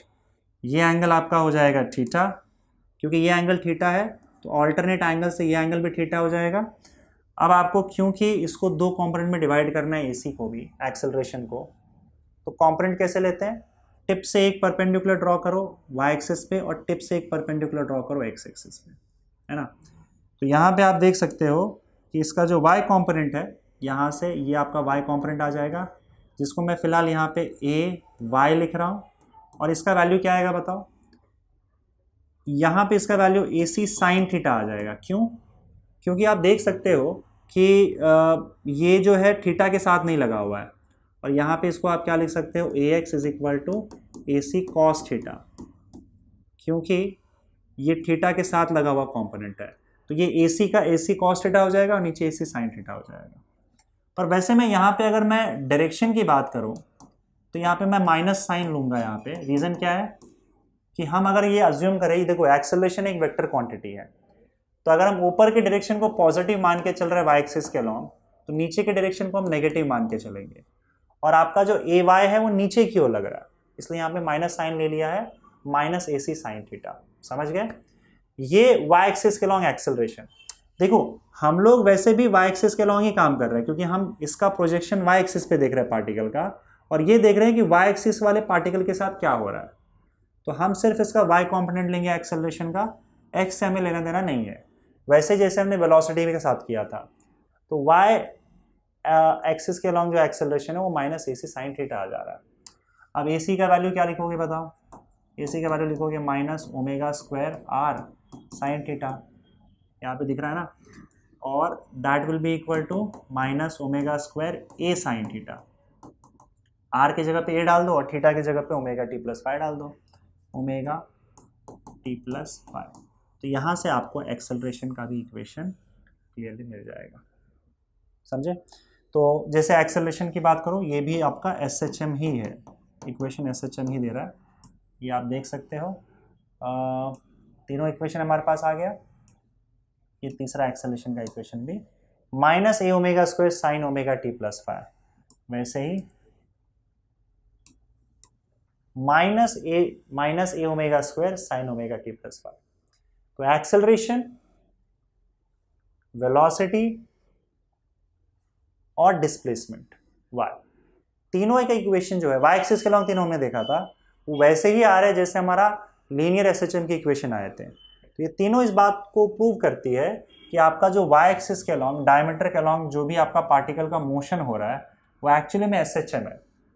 तो अगर यूनिफॉर्म सर्कुलर मोशन में कोई पार्टिकल घूम रहा है तो उसका प्रोजेक्शन अगर आप उस सर्कल के किसी भी डायमीटर पे देखोगे, तो डायमीटर पे जो प्रोजेक्शन है वो आपको SHM करता हुआ, यानी कि सिंपल हार्मोनिक मोशन करता हुआ दिखेगा। ये आपका रेफरेंस सर्कल मेथड जो है वो प्रूव करता है। समझे? और इसी रेफरेंस सर्कल मेथड के हेल्प से हम लोग ने फेस की बात की थी, एंगल की बात की थी कि एंगल कैसे आ रहा है आपके SHM में। तो ये तो क्लियर हो गया, ये एंगल एक्चुअली जो सर्कुलर मोशन परफॉर्म कर रहा है उसकी वजह से आ रहा है। ओके, तो यहीं पे बच्चों हम लोग फेज की बात करते हैं, फेज ऑफ SHM। इसकी बात ऑलरेडी हम कर चुके हैं, लेकिन फिर भी एक बार और अच्छे से डिस्कशन कर लेते हैं। फेज ऑफ SHM, देखो फेज वर्ड का मतलब होता है सिचुएशन, कंडीशन या स्टेट ऑफ SHM, कि आपका पार्टिकल जो है, स्टेट ऑफ पार्टिकल या स्टेट ऑफ पार्टिकल बोलेंगे, स्टेट ऑफ SHM बोलेंगे। एक सेकेंड, जो जैसे टेक्स्ट बुक में लिखा हुआ है उस हिसाब से बता देता हूँ। स्टेट ऑफ ऑसिलेशन लिखा हुआ है, स्टेट ऑफ ऑसिलेशन। पार्टिकल जो है आपका, या ऑसिलेशन जो परफॉर्म हो रहा है, उसका स्टेट क्या है, उसका सिचुएशन क्या है। तो ये सिचुएशन जो है वो हमें उसका फेज बताता है। तो अगर मान लो फेज पता करना है, मतलब पार्टिकल का एग्जैक्टली सिचुएशन पता करना है। एग्जैक्टली सिचुएशन पता करने का मतलब क्या है कि पार्टिकल किस डायरेक्शन में जा रहा है, किस पोजीशन पे है, किस वेलोसिटी से जा रहा है, मतलब उसकी सारी जानकारी, उसने कितने ऑसिलेशंस कवर कर लिए हैं, ये जो सारी जानकारी है वही जो है वो आपको स्टेट ऑफ ऑसिलेशन बताएगा। मतलब अगर ये सारी जानकारी मेरे पास है तो मुझे एग्जैक्टली पता है कि मेरा पार्टिकल एसएचएम कैसे परफॉर्म कर रहा है। और ये सारा इंफॉर्मेशन जो भी हमें देगा उसे हम फेज बोल देंगे। तो ये सारा इंफॉर्मेशन हमें कहाँ से मिलेगा, किस ऐसी क्वांटिटी से मिलेगा जिसको हम फेज कहें, ये देखते हैं। तो पहली बात तो ये कि अगर मुझे फेज पता करना है किसी एसएचएम का या स्टेट ऑफ ऑसिलेशन पता करना है तो मेरे पास 3 चीज़ें पता होनी चाहिए। मुझे 3 चीज़ें, इससे अगर पता करना है तो मुझे 3 चीज़ें पता होनी चाहिए। एक तो पोजीशन मतलब एक्स, पार्टिकल का पोजीशन क्या है, कहाँ पे है वो। दूसरा वेलोसिटी, पार्टिकल की वेलोसिटी क्या है, किस डायरेक्शन में है। और तीसरा आपका ये नंबर ऑफ ऑसिलेशंस, ये भी पता करना इंपॉर्टेंट। डायरेक्शन ऑफ वेलोसिटी है, ये वेलोसिटी है, just a second. Direction of velocity, हाँ गड़बड़ हो गया, direction of velocity, it is direction of velocity. इसका मतलब क्या वो मैं आपको क्लियर कर देता हूँ। डायरेक्शन ऑफ वेलोसिटी, और तीसरा नंबर ऑफ ऑसिलेशन। जैसे मान लो एसएचएम परफॉर्म किया जा रहा है, अब मुझे किसी ने ये 3 चीज़ बता दी तो मैं समझ जाऊंगा कि पार्टिकल एग्जैक्टली है कहाँ। जैसे मान लो किसी ने बताया कि पार्टिकल मीन पोजीशन पे है। अब मीन पोजीशन से इससे मुझे एग्जैक्टली ऑसिलेशन का आइडिया नहीं आएगा, क्योंकि देखो मीन पोजीशन पे पार्टिकल यहाँ भी जा सकता है और पार्टिकल यहाँ भी जा सकता है ना। उसकी वेलोसिटी यहाँ पे जा रही है कि यहाँ पे जा रहा है पार्टिकल, ये हमें नहीं पता। तो एग्जैक्टली मुझे पता नहीं चल पा रहा है कि एग्जैक्टली एसएचएम कैसे परफॉर्म हो रहा है। तो वो सामने वाला क्या करेगा, उसका डायरेक्शन बता देगा कि पार्टिकल जो भाई यहाँ पे जा रहा है। अब पार्टिकल यहाँ पे जा रहा है तो भी एग्जैक्टली मुझे सिचुएशन नहीं पता है, क्योंकि ऐसा हो सकता है कि पार्टिकल यहाँ आगे गया, फिर यहाँ पे आया, फिर यहाँ पे आया और फिर वापस यहाँ पे आया। या हो सकता है इसने अभी अभी जस्ट स्टार्ट ही किया हो और पार्टिकल यहाँ जाके बस यहाँ आया हो, तो इसमें भी कंफ्यूजन है। लेकिन जब वो नंबर ऑफ ऑसिलेशन बता देगा कि भाई यहाँ पे पार्टिकल है और वो ऑलरेडी 2 ऑसिलेशन कवर करके वहाँ पे आ चुका है, तब हमें अंदाजा आएगा कि अच्छा पार्टिकल पहले यहाँ गया, फिर यहाँ आया और फिर यहाँ आया, 1 ऑसिलेशन हो गया, फिर पार्टिकल यहाँ गया, यहाँ गया, यहाँ आया, 2 ऑसिलेशन हो गया, अब पार्टिकल यहाँ गया और फिर यहाँ पे आ रहा है, मतलब टोटल 2.5 ऑसिलेशन ऐसा मान के चलो आप। तो जब मुझे ये तीनों चीज़ें बता देगा तब मुझे एग्जैक्टली पता चल जाएगा कि मेरा पार्टिकल क्या कर रहा है, उसने कितने ऑसिलेशन कवर किए और इस ऑसिलेशन का क्या हाल है। पूरी जानकारी मुझे इन 3 चीज़ से मिल जाएगी। तो हम एक ऐसी क्वांटिटी ढूंढने की कोशिश करते हैं जिस क्वांटिटी के पास ये तीनों जानकारी हो, और हम ये देखते हैं कि वो क्वांटिटी जो होता है वो एक्चुअली में फेज होता है, एंगल होता है।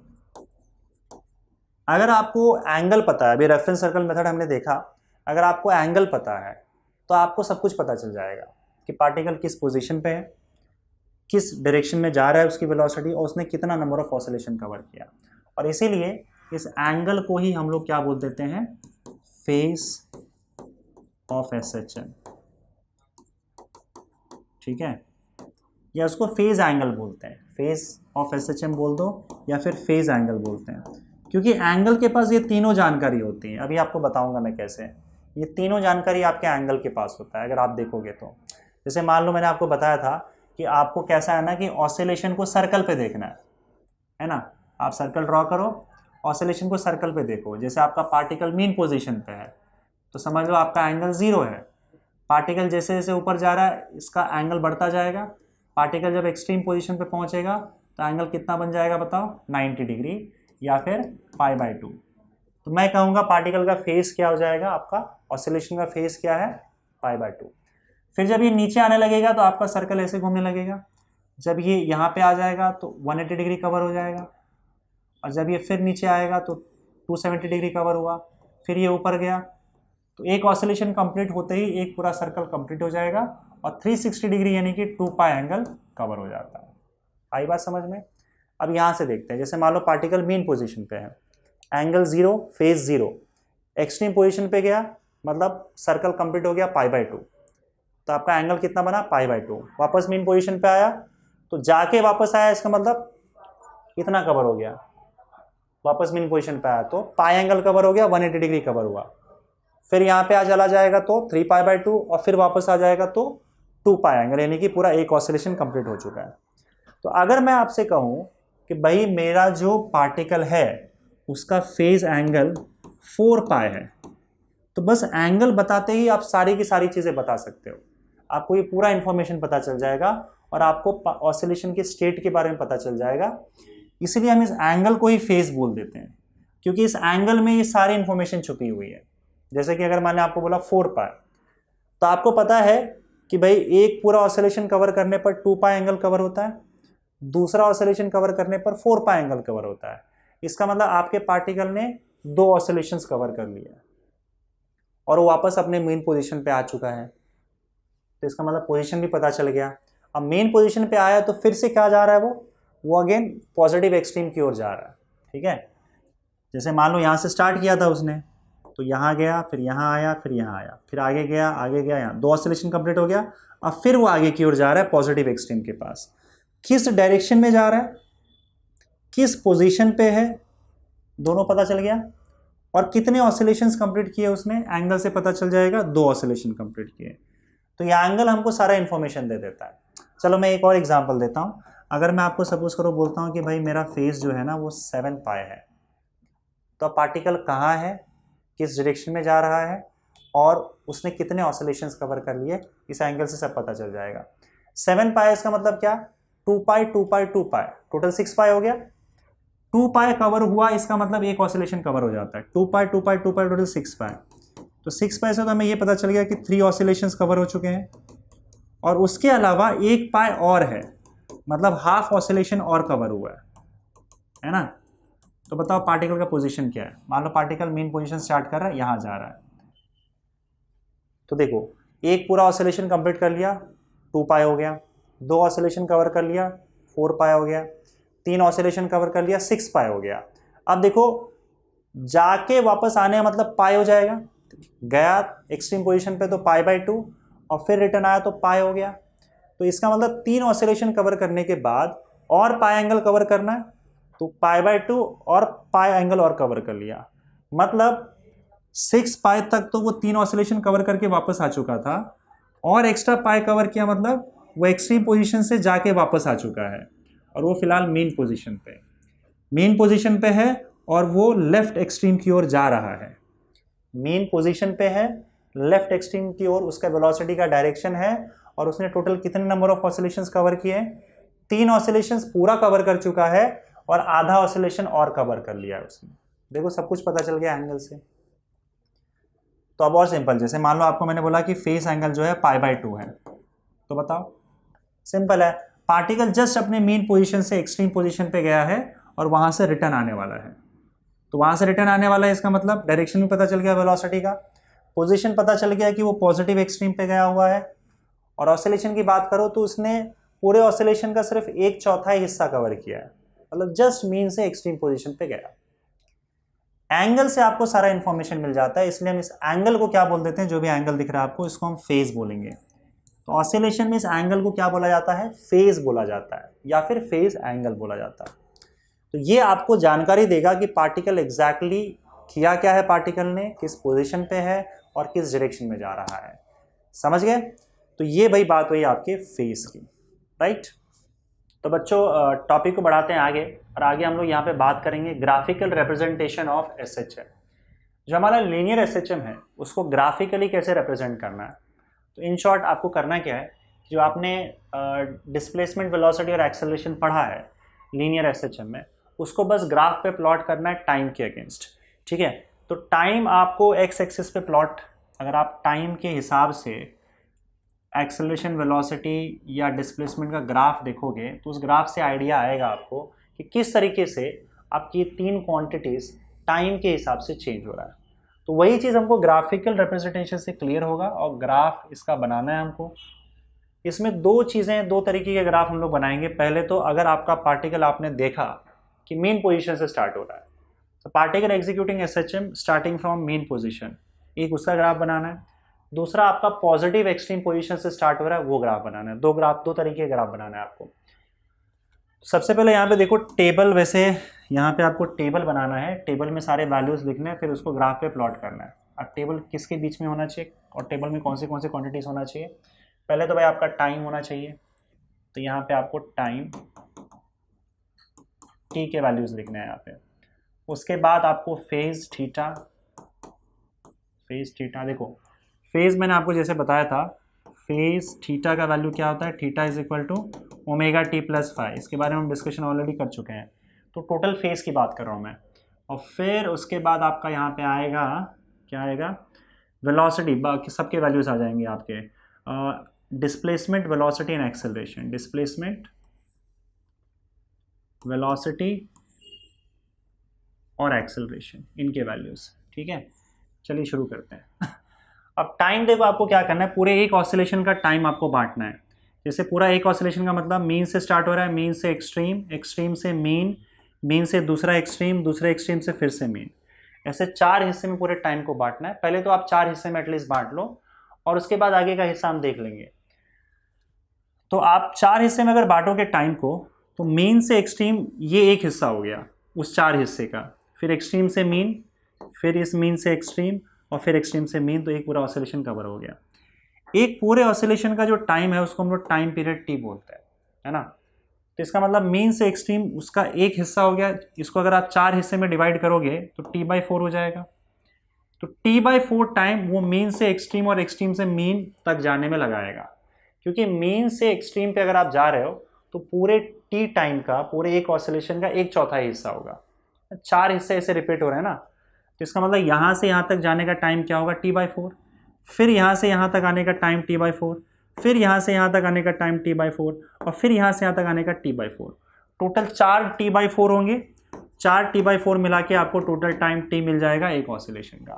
तो हम शुरुआत किससे करेंगे, चलो पहले तो आप स्टार्ट करोगे टाइम जो है 0 से, तो t का वैल्यू पहले आप 0 लिखो। उसके बाद फिर आपको t/4 लिखना है और फिर उसके बाद t/4 ऐड करते जाओ। t/4 में t/4 ऐड करोगे तो कितना मिलेगा बताओ, t/4 प्लस t/4, ये हो जाएगा 2t/4 यानी कि t/2। तो अगला टाइम आपका क्या आ जाएगा, t/2 आ जाएगा। फिर इसमें और t/4 ऐड करोगे तो 3t/4 हो जाएगा। उसके बाद t/4 ऐड करोगे तो 3t/4 प्लस t/4 कितना हो जाएगा, 4t/4 यानी कि t। और भी अगर आपको कॉलम बनाना है तो बना सकते हो, इतना मिनिमम चाहिए टी के अंदर। और अगर आप, इन्होंने कितना टेक्स्ट बुक में बनाया, 5t/4 तक बनाया, ठीक है। टी में अगर आप और t/4 ऐड करोगे तो आपको 5t/4 मिल जाएगा। तो आप इतना टाइम तक ऑसिलेशन के वैल्यूज को लिख सकते हो। चलिए, उसके बाद आपको इक्वेशंस देखने हैं बच्चों। इक्वेशंस कि अगर सपोज करो आपका पार्टिकल स्टार्ट हो रहा है मेन पोजीशन से, particle starting from main position, तो याद करो मेन पोजीशन के लिए फाई का वैल्यू 0 होता है। ये हम लोग बहुत पहले इनिशियल फेज फाई के बारे में डिस्कशन कर चुके हैं। अगर पार्टिकल आपका मेन पोजीशन से स्टार्ट हो रहा है तो फाई का वैल्यू आपका 0 होगा। तो इन सारे इक्वेशंस में जो कि जनरल इक्वेशंस है, इसमें अगर फाई का वैल्यू आप 0 डालते हो तो आपके पास 3 इक्वेशन आएगा। एक्स का इक्वेशन क्या आ जाएगा, X is equal to A sine omega t. V का इक्वेशन क्या आ जाएगा बताओ, V is equal to A omega cos omega t. और उसके बाद फिर एक्सेलरेशन क्या हो जाएगा आपका, minus A omega square sine omega t, यही होगा ना। चलिए, अब यहाँ पे आपको टी का वैल्यू डालना है और याद रखना ये जो एंगल आपको दिख रहा है ना, ये आप यहाँ पे देख सकते हो, थीटा का वैल्यू यहीं से मिल जाएगा आपको। चलो, टी का वैल्यू अगर आप 0 डालोगे तो थीटा का वैल्यू क्या होगा, जैसे आपका फाई तो 0 हो गया, अगर मैं यहाँ पे फाई 0 लिख देता हूँ, जैसे कि फाई 0 लिख दिया मैंने, तो मुझे बताओ थीटा का वैल्यू क्या हो जाएगा, थीटा का वैल्यू ओमेगा टी हो जाएगा। फाई का वैल्यू सब में सब्स्टिट्यूट करके थीटा का वैल्यू निकाल लो। अब यहाँ पे फेज थीटा का वैल्यू निकालना है हमको। टी का वैल्यू 0 डालोगे तो ये 0 हो जाएगा। टी का वैल्यू अगर आप t/4 डालोगे तो क्या हो जाएगा बताओ, टी का वैल्यू अगर आप t/4 डालते हो तो इन्होंने किसके टर्म्स में लिखा है, पाई के टर्म्स में लिखा हुआ है। अच्छा, यहाँ पे अब जरूरी है समझना कि थीटा का वैल्यू आपको क्या करना होगा, एंगल के टर्म्स में निकालना है ना। तो आप यहाँ पे देखो कि इसमें जाने से बेटर है, उसका भी मैं आपको एक्सप्लेन कर देता हूँ, पर इसको आप डायरेक्ट देखो ना यहाँ पे क्या हो रहा है। मेन पोजीशन से स्टार्ट हो रहा है, मेन पोजीशन पे एंगल 0 होगा, 0। अब t/4 पे वो एक्सट्रीम पोजीशन पे चला जाएगा, तो एक्सट्रीम पोजीशन पे एंगल π/2 हो जाता है। फिर एक्सट्रीम पोजीशन से अगले t/4 टाइम में यहाँ पे आ जाएगा, तो एंगल आपका पाई हो जाएगा। फिर उसके बाद वो दूसरे एक्सट्रीम पे चला जाएगा तो एंगल 3π/2 हो जाएगा, और पूरा एक ऑसिलेशन वापस कंप्लीट कर देगा तो फिर आपका क्या हो जाएगा, π/2 एंगल ऐड हो जाएगा और 2π एंगल हो जाएगा। मतलब आपको क्या करना है, ध्यान से देखो कि टाइम जो है ना वो t/4 बढ़ाते जाना है, और एंगल जो है वो π/2 बढ़ाते जाना है। क्योंकि देखो t/4 में क्या होगा, आपका पार्टिकल मीन से एक्सट्रीम पे आता है, यानी कि π/2 एंगल कवर कर लेता है, और फिर एक्सट्रीम से जब वापस मीन पे आता है तो π/2 एंगल और कवर कर लेता है। तो π/2 प्लस π/2 कितना हो जाता है, पाई हो जाता है। फिर दूसरे एक्सट्रीम पे जाता है तो π/2 एंगल और कवर हो जाता है, 3π/2। ऐसे आपका π/2 ऐड होता जाएगा। तो 2π में π/2 ऐड कर दोगे तो कितना हो जाएगा, 5π/2। तो बस ये आ गया आपका एंगल आ गया। अब आते हैं एक्स पे।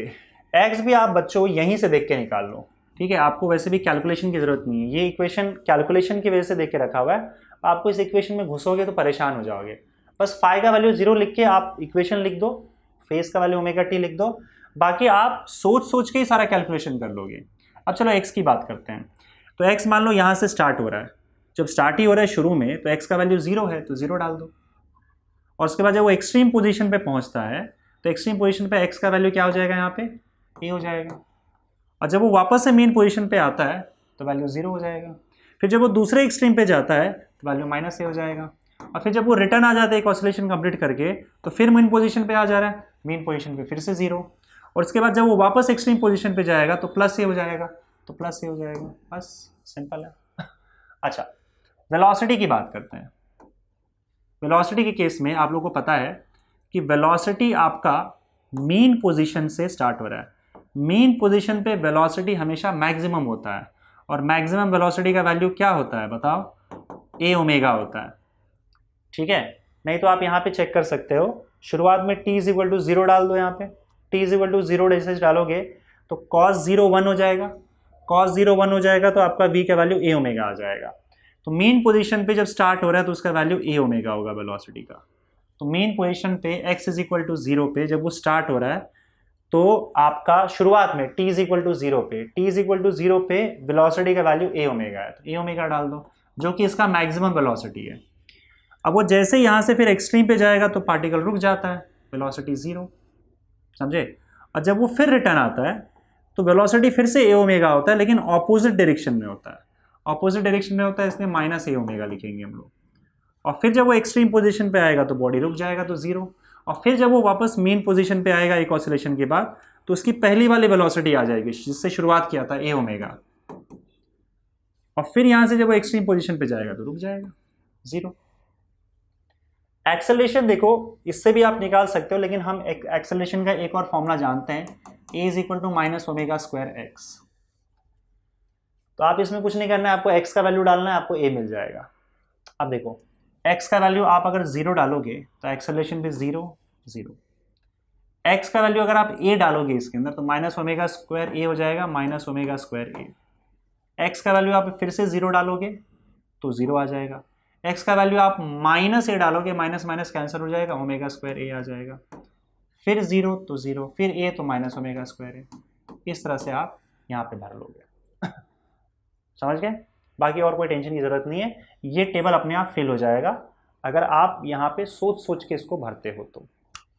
बाकी ये इक्वेशन है, लंबा चौड़ा इक्वेशन है, कैलकुलेशन उतना कैलकुलेशन करने की जरूरत नहीं है आपको। जैसे ही ये टेबल बन गया आपका, उसके बाद आपको ग्राफ बनाना है। ग्राफ के लिए मैंने यहाँ पे ग्रिड बना के रखा है, आप अपने बुक में उस हिसाब से बना सकते हो। तो यहाँ पे देखो पहला ग्रिड जो है, पहला ये वाला पार्ट, ये मैं यूज़ कर रहा हूँ अपने एक्स के लिए, वेलोसिटी के लिए, सॉरी डिस्प्लेसमेंट के लिए। तो डिस्प्लेसमेंट मेरा यहाँ से लेकर यहाँ तक होगा इस एक्सिस पे। आप सबसे ऊपर उसका, अगर मैं डिस्प्लेसमेंट की बात करूँ यानी कि एक्स की बात कर रहा हूँ, तो डिस्प्लेसमेंट का मैक्सिमम वैल्यू दोनों तरफ का +a और -a मैं यहाँ पे लिख देता हूँ। यहाँ -a होगा, ऊपर +a होगा, और ये बीच की लाइन है, यहाँ पे आपका 0 होगा एक्स का वैल्यू। तो एक्स का वैल्यू सबसे ज़्यादा मैक्सिमम +a होता है और नीचे की ओर -a होता है। और अब आप टाइमिंग डाल दो यहाँ पे। तो टाइमिंग देखो, ये टाइमिंग से देखो, ये जो आपका एक्स एक्सिस है यहाँ पे, ये टाइम के लिए है ना, ये जो आपका एक्स एक्सिस है, बना देता हूँ मैं, ये टाइम का ग्राफ है आपका। तो टाइम देखो आप क्या करोगे, 0, और फिर आपने t/4 लिखा था तो इसको t/4 लिखो, और t/4 के बाद t/2, यही वाले टाइम डालना है आपको। t/4 t/2 3 t/4, t/4 t/2 3 t/4, उसके बाद आई थिंक t और फिर 5 t/4, आगे सारे वैल्यूज। या ग्राफ बस एक बार आप देख लो, ये टाइम का ग्राफ है। ग्राफ आप एक बार देख लो बस कि कहाँ से शुरू हो रहा है, क्योंकि हमें पता है कि बस ये अल्टरनेट होगा। 0 देखो, आपका x का value 0 a 0 minus a 0 a 0 minus a ऐसे चलता जाएगा। तो 0 से ग्राफ स्टार्ट हो रहा है आपका, तो बस 0 से स्टार्ट कर दो। तो 0, उसके बाद इस टाइम पे प्लस a, फिर उसके बाद इस टाइम पे 0 और फिर इस टाइम पे आपका माइनस a, ऐसे चलता रहेगा। फिर 0, फिर प्लस a, फिर 0, फिर माइनस a, बस हो गया, ग्राफ आ गया। ये आपका डिस्प्लेसमेंट का ग्राफ आ गया। उसी तरीके से हम यहाँ पे वेलोसिटी का ग्राफ बनाएंगे। इसको मैं दूसरे कलर से बना देता हूँ ताकि आप डिफ्रेंशिएट कर पाओ। तो फिर से वेलोसिटी का ग्राफ देखो यहाँ पे इस तरीके से बनेगा, ऐसे। नाउ से यहाँ पे वेलोसिटी वर्सेस टाइम का ग्राफ है ये। और यहाँ पे भी आपको क्या करना है बताओ, सेम टाइम वही रहेगा, मैं टाइम वापस नहीं लिखना हूँ। t/4 t/2 3 t/4 आप लिख लेना। वेलोसिटी का जो मैक्सिमम वैल्यू होता है वो a ओमेगा होता है, और नेगेटिव में माइनस a ओमेगा, और यहाँ पे 0। अब देख लो ग्राफ स्टार्ट किससे हो रहा है, a ओमेगा से। a omega 0 minus a omega alternate चलता रहेगा, बस बना दो। टाइम ध्यान रखना, इसी टाइम पे a ओमेगा से स्टार्ट ही हो रहा है वो, तो a ओमेगा उसके बाद 0, उसके बाद माइनस a ओमेगा फिर 0, ऐसे होगा ना। और उसके बाद प्लस a ओमेगा और फिर 0, उसके बाद माइनस ओमेगा फिर 0, बस ग्राफ आ जाएगा आपको। ये आपको वेलोसिटी का ग्राफ आ गया। उसी तरीके से अगर आपको एक्सेलरेशन का ग्राफ चाहिए तो ये मैं किसी और कलर से बना लेता हूँ, एक्सेलरेशन का ग्राफ। तो एक्सेलरेशन का ग्राफ मैं यहाँ पे बना रहा हूँ इस तरीके से, ये एक्सेलरेशन का graph. So this is acceleration versus time graph, right. Now देखो एक्सेलरेशन वर्सेस टाइम में फिर आप देखो कहाँ से शुरू हो रहा है। 0 के बाद माइनस ओमेगा स्क्वायर a आ रहा है, बाकी अल्टरनेटली चालू हो जाएगा। तो एक्सेलरेशन का जो मैक्सिमम वैल्यू होता है वो omega square a omega square होता है, a ओमेगा स्क्वायर या ओमेगा स्क्वायर a, कुछ भी लिख सकते हो। और यहाँ पे नेगेटिव में माइनस a ओमेगा स्क्वायर या ओमेगा स्क्वायर a। तो हमने देखा कि ग्राफ का जो वैल्यू है 0 से स्टार्ट हो रहा है, लेकिन उसके बाद माइनस ओमेगा स्क्वायर a पे जा रहा है, फिर 0 पे आ रहा है। तो आपका ग्राफ यहाँ से स्टार्ट होगा, लेकिन t/4 टाइम पे माइनस ओमेगा स्क्वायर a पे जा रहा है, और फिर 0, फिर प्लस ओमेगा स्क्वायर a, और फिर 0, और फिर माइनस ओमेगा स्क्वायर a, और फिर 0, और ये इस तरह से चलता रहेगा आपका। ये सारे वैल्यूज t/4 t/2 यहाँ पे भी चाहिए तो लिख देना, to be at the safer side, ताकि मार्क्स न कटे आपका, मतलब मार्क्स के लिए बोल रहा हूँ मैं। बाकी तो होपफुली आपको समझ में आ गया होगा ये। और एक और चीज़ आप देख सकते हो, देखो एक्सेलरेशन हमें पता है, acceleration a is equal to minus omega square x होता है, a is equal to minus omega square x होता है। तो एक्सेलरेशन और डिस्प्लेसमेंट का ग्राफ सीधा उल्टा होगा, डायरेक्ट उल्टा होगा। देखो ये ऊपर जा रहा है ऐसे, तो ये नीचे जाएगा ऐसे, इसका उल्टा ये ग्राफ होता है। तो अगर एक बार ग्राफ ये बन जाए तो उसका उल्टा आप ये बना देना। और वेलोसिटी डायरेक्टली मैक्सिमम से स्टार्ट होता है। अब देखो आपका यहाँ से क्लियरली पता चलेगा कि जो आपका डिस्प्लेसमेंट है वो साइन का ग्राफ है, वेलोसिटी कोसाइन का ग्राफ है, और एक्सेलरेशन फिर से साइन का ग्राफ है। समझ गए? तो देखो साइन और कॉज में बच्चों एंगल का डिफरेंस π/2 का होता है। मतलब अगर मैं साइन और कॉज में अगर मैं एंगल के डिफरेंस की बात करूं तो एंगल का जो डिफरेंस होता है, एंगल का डिफरेंस वो π/2 का होता है। क्योंकि देखो अगर आप सपोज करो साइन π/2 प्लस थीटा लिखते हो तो इसका आंसर कॉस थीटा आता है। Sine π/2 plus theta cos theta हो जाता है। मतलब साइन के थीटा में अगर आपने π/2 एंगल ऐड कर दिया तो फिर साइन कॉस में कन्वर्ट हो जाता है। तो अगर कहीं साइन और कॉस लिखा है तो एंगल में π/2 का डिफरेंस है। समझ गए? तो ये बात मैं इसलिए बता रहा हूँ क्योंकि आपके ग्राफ के बाद यहाँ पे कंक्लूजन्स फ्रॉम द ग्राफ लिखा हुआ है कि ग्राफ से आप क्या कंक्लूड कर सकते हो। तो ग्राफ से आप कुछ चीज़ें डेफिनेटली कंक्लूड कर सकते हो। सबसे पहली चीज़ तो ये कि आप देख सकते हो ग्राफ से कि एक्सेलरेशन, डिस्प्लेसमेंट और वेलोसिटी, ये तीनों के तीनों पीरियोडिक फंक्शंस है। पीरियोडिक फंक्शन का मतलब क्या होता है? देखो वो सारे कंक्लूजन मैं बता रहा हूं, मैं यहाँ पे लिखूंगा नहीं, आप टेक्स्ट बुक से लिख सकते हो, नहीं तो मेरे नोट से आप देख सकते हो। पीरियोडिक फंक्शन का मतलब फंक्शन जो ऐसा फंक्शन जो एक रेगुलर इंटरवल पे खुद को रिपीट करते चले जाए। तो यहाँ पे आप देख सकते हो एक्स, वी और ए ये रेगुलर टाइम इंटरवल पे खुद को रिपीट कर रहा है। ये ग्राफ ऊपर जाके ऐसे आया और टी टाइम के बाद इसने फिर से वही सेम चीज रिपीट कर दी, आगे जाके ये भी ऐसा ही होगा। यहाँ पे भी देखो ग्राफ ऊपर से नीचे आके ऊपर गया, टी टाइम पे पहुंच गया, टी टाइम के बाद देखो यही ग्राफ वापस से रिपीट होगा, ऐसे ऐसे, फिर टी टाइम के बाद रिपीट होगा। यानी कि हर टी टाइम के बाद तीनों ग्राफ खुद को रिपीट कर रहे हैं। वेलोसिटी, डिस्प्लेसमेंट और एक्सेलरेशन के वैल्यूज खुद को रिपीट कर रहे हैं। इसका मतलब वेलोसिटी, डिस्प्लेसमेंट और एक्सेलरेशन ये तीनों पीरियोडिक फंक्शंस है, क्योंकि बार बार रिपीट कर रहे हैं खुद को एक पर्टिकुलर टाइम के बाद। पीरियोडिक फंक्शन हो गया। दूसरी बात ये कि ये भाई डिस्प्लेसमेंट का ग्राफ किसका ग्राफ है बताओ? डिस्प्लेसमेंट का ग्राफ आपको इक्वेशन से ही समझ में आ जाएगा कि साइन का ग्राफ है, वेलोसिटी कोसाइन का ग्राफ है, कॉस को कोसाइन बोलते हैं, और एक्सेलरेशन आपका साइन का ग्राफ है। एक तो ग्राफ वाली बात हो गई। तीसरी बात यहाँ पे फेज डिफरेंस की बात की गई है, ठीक है। तो मैंने आपको जैसे बताया बच्चों कि साइन और कॉस में π/2 का एंगल का डिफरेंस होता है। एंगल के डिफरेंस को हम फेज डिफरेंस बोलते हैं। तो आप देखोगे इसमें साइन, इसमें कॉस, और इसमें कॉस, इसमें साइन। इसका मतलब क्या कि डिस्प्लेसमेंट और वेलोसिटी में π/2 का फेज डिफरेंस है, 90 डिग्री का फेज डिफरेंस है। वेलोसिटी और एक्सेलरेशन में अगेन π/2 का फेज डिफरेंस है। तो डिस्प्लेसमेंट और वेलोसिटी में π/2 का फेज डिफरेंस है, साइन कॉस आ रहा है।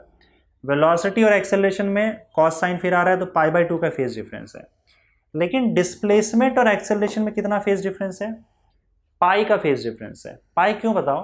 और जो अगर ये माइनस साइन नहीं होता ना, तो मैं बोलता डिस्प्लेसमेंट और एक्सेलरेशन के बीच में कोई फेज डिफरेंस नहीं है, फेज डिफरेंस जीरो है, क्योंकि दोनों का एंगल सेम है, sine sine, omega t omega t. पर यहाँ पे दिक्कत ये है कि डिस्प्लेसमेंट और एक्सेलरेशन के बीच में माइनस साइन आया, तो अगर एक का डायरेक्शन यहाँ पे है, दूसरे का डायरेक्शन यहाँ पे होगा, है ना, और फेज इसका 180 डिग्री से डिफरेंट है। तो अगर मान लो डिस्प्लेसमेंट इस डायरेक्शन में है, तो वेलोसिटी एक्सेलरेशन इस डायरेक्शन में होगा।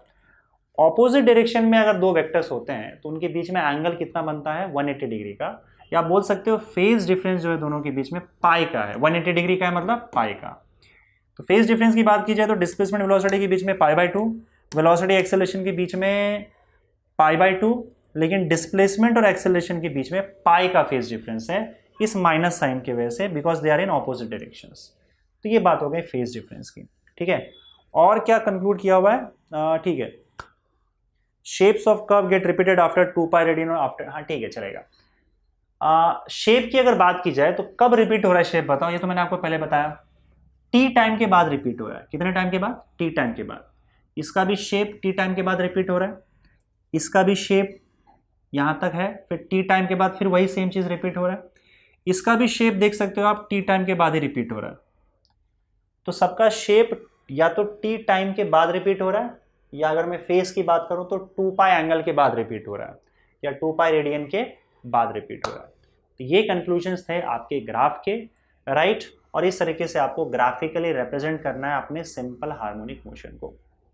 तो बच्चों ये तो बात हो गई भाई particle executing SHF from starting from main position. इसमें एक और केस आता है जहाँ पे पार्टिकल जो है वो एक्सट्रीम पोजीशन से स्टार्ट करता है, और तब हमें यहाँ पे इसका ग्राफ बनाना है। So particle executing SHM starting from, in fact यहाँ पे लिखोगे पॉजिटिव एक्सट्रीम पोजीशन, यहाँ पे लिख देता हूँ मैं पॉजिटिव एक्सट्रीम पोजीशन। अब देखो पार्टिकल अगर पॉजिटिव एक्सट्रीम पोजीशन से स्टार्ट हो रहा है तो फाई का वैल्यू π/2 होता है, मतलब पार्टिकल ऑलरेडी अपने पॉजिटिव एक्सट्रीम पर पहुंच चुका है। तो फाई मतलब इनिशियल फेज, तो जब वो ऑलरेडी पॉजिटिव एक्सट्रीम पर है तो इसका मतलब इनिशियल फेज उसका π/2 होगा, है ना। तो इसलिए यहाँ पे हमने π/2 लिखा है। अब आप तो पहले इक्वेशंस लिखो सारे, उन इक्वेशंस में क्या करोगे, फाई का वैल्यू पहले सबसे पहले π/2 डाल दो, और देखो आपका इक्वेशन क्या बन रहा है। तो इक्वेशन क्या था? x is equal to a sine omega t plus phi. अब फाई की जगह पे क्या आ जाएगा? π/2। तो इससे आपका इक्वेशन क्या बना बताओ? इससे आपका इक्वेशन बना x is equal to A sine, देखो sine pi by two plus theta, मैंने अभी बोला आपको क्या बन जाएगा, कॉस थीटा। तो ये आपका कॉस थीटा, ये आपका x का इक्वेशन। सेकेंड केस में आपको वेलोसिटी क्या था, A omega cos omega t plus five, तो A omega cos omega t plus five मतलब पाई बाई टू। अब cos pi by two plus theta जो होता है वो माइनस साइन थीटा होता है, ज्योमेट्री की बात है। देखो सेकेंड क्वाड्रेंट में एंगल चला जाएगा, कॉस पाई बाई टू यानी कि पाई बाई टू प्लस थीटा मतलब सेकेंड क्वाड्रेंट में चला जाएगा, और सेकेंड क्वाड्रेंट में कॉस जो होता है वो नेगेटिव होता है, इसलिए माइनस साइन आ जाएगा।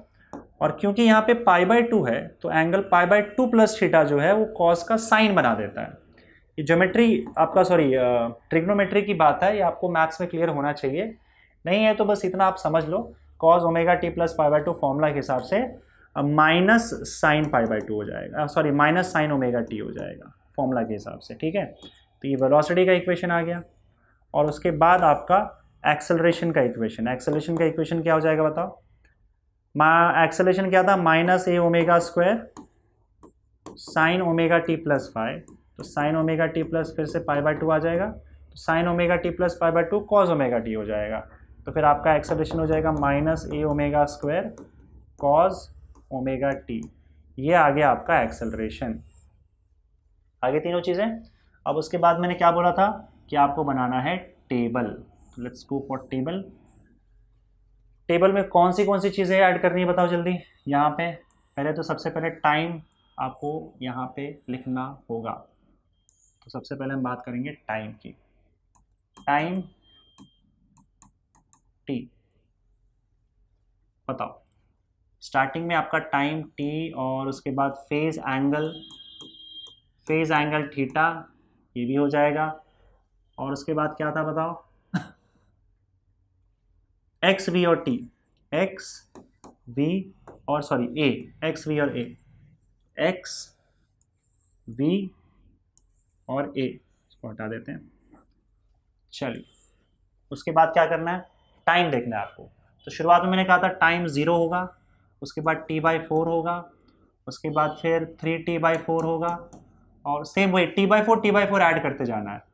उसके बाद आपका t/2 होगा, t/4 प्लस t/4 t/2 होता है, फिर 3t/4 हो जाएगा, उसके बाद t हो जाएगा, और उसके बाद 5t/4 हो जाएगा, ठीक है। तो 0 t/4 t/2 3t/4 और 5t/4, t और 5t/4। अब बात करते हैं वैल्यूज़ की। तो वैल्यूज़ के लिए बच्चों आपको क्या करना है, पहले तो आप अपना SHM देखो। इस बार आपका SHM जो शुरुआत में है वो कहाँ से स्टार्ट हो रहा है, एक्सट्रीम पोजीशन से स्टार्ट हो रहा है। तो आपको ये इक्वेशंस वैसे यूज़ करना होता है, तीनों इक्वेशंस, इन तीनों के वैल्यूज़ पता करने के लिए। लेकिन भाई देखो हम डायरेक्टली यहाँ से पता कर सकते हैं अपना दिमाग लगा के, आपको इस पर जाने की ज़रूरत नहीं पड़ेगी। टेबल थोड़ा टेढ़ा हो गया क्या, चलो ठीक है, समझ में आ जाएगा ना। देखो शुरुआत में ही टाइम t = 0 पर क्या होगा कि आपका पार्टिकल ऑलरेडी एक्सट्रीम पोजीशन पे है, तो इसका मतलब उसका एंगल पहले से ही π/2 है, if I am not wrong. तो आपका एंगल सीधा π/2 हो जाएगा, क्योंकि ऑलरेडी एक्सट्रीम पोजीशन पे फेस π/2 हो जाएगा। फिर मैंने क्या बोला था, आपको π/2 ऐड करते जाना है, क्योंकि फिर यहाँ आएगा तो π/2 एंगल और कवर कर लेगा वो, तो यहाँ आते ही उसका क्या हो जाएगा, पाई हो जाएगा मीन पोजीशन पे। बस π/2 ऐड करते जाना है, 3π/2 प्लस π/2 कितना हो जाएगा, 2π, 5π/2, और उसके बाद फिर 5π/2 प्लस π/2, 5π/2 प्लस π/2 कितना हो जाएगा, 6π/2, 3π, तो ये हो जाएगा आपका 3π। चलो ये वाला भर गया। अगला देखते हैं, अब पोजीशन की बात कर लेते हैं। तो पोजीशन सिंपल है बच्चों, अगर यहाँ पे है, पहले से यहाँ पे है, तो इसका मतलब x = a से शुरुआत ही हो रही है उसकी।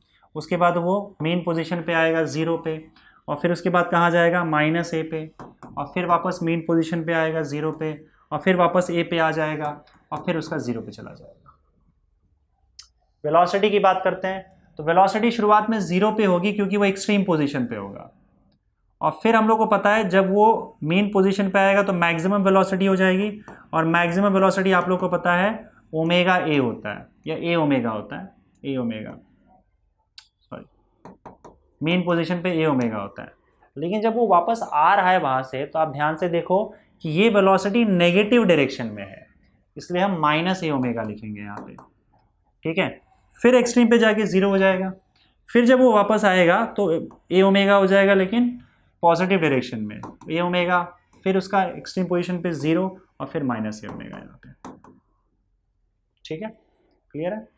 एक्सेलरेशन मैंने बताया था इस फॉर्मूले से, acceleration is equal to minus omega square x, x का वैल्यू डालो और ये निकाल लो।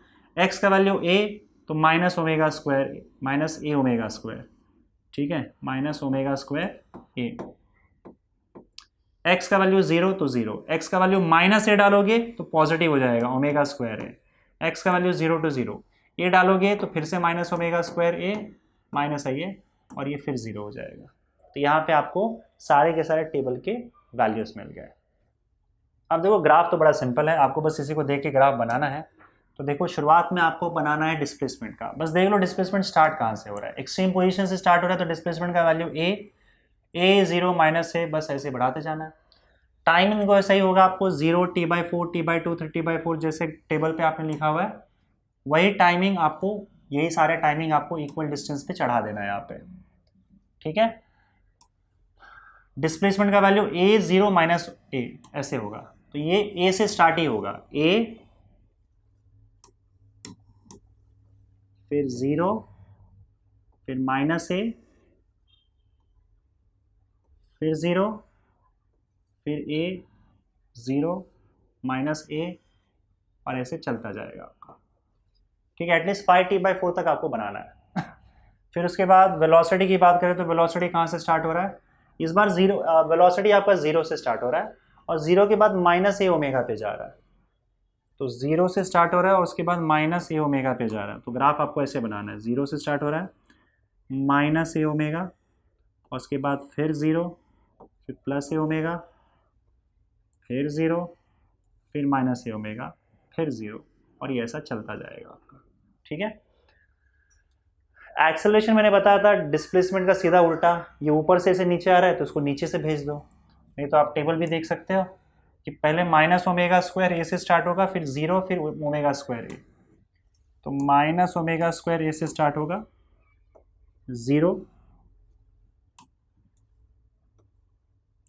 उसके बाद फिर ए ओमेगा स्क्वायर फिर 0 फिर माइनस ओमेगा स्क्वायर फिर 0 फिर ये ओमेगा स्क्वायर और फिर 0 आ जाएगा। तो एग्जैक्टली इसका उल्टा हो गया, समझ गए। इस तरीके से आपको ग्राफ प्लॉट करना है, particle starting from positive extreme position, समझ गए। ये 2 ग्राफ था आपके टेक्स्ट बुक में, तो ग्राफिकल रिप्रेजेंटेशन वाला खेल आपका होता है यहाँ पे खत्म। और इसमें बच्चों जो सारे के सारे आपके कंक्लूजन्स थे वो कंक्लूजन वही रहने वाले हैं, ठीक है। बस यहाँ पे ये हो जाएगा कि जो ग्राफ है वो अलग हो जाएगा। अब ग्राफ में आपका डिस्प्लेसमेंट का ग्राफ कोसाइन बन गया, वेलोसिटी का ग्राफ साइन बन गया और एक्सेलरेशन का ग्राफ कोसाइन बन गया, ये डिफरेंस आ जाएगा। बाकी सारे कंक्लूजन सेम है कि भाई आपके सारे के सारे पीरियोडिक फंक्शन है, टी टाइम के बाद आपका ग्राफ रिपीट हो रहा है, इन दोनों के बीच में π/2 का फेज डिफरेंस है, इन दोनों के बीच में π/2 का फेज डिफरेंस है, डिस्प्लेसमेंट और एक्सेलरेशन के बीच में पाई का फेज डिफरेंस है। सारे कंक्लूजन वैसे रहेंगे, बस ग्राफ जो है, जो पहले साइन का ग्राफ था वो कोसाइन हो गया और जो कोसाइन का ग्राफ था वो साइन हो गया। तो यहाँ पे ग्राफिकल रिप्रेजेंटेशन वाला आपका जो टॉपिक होता है बच्चों वो होता है खत्म, ठीक है।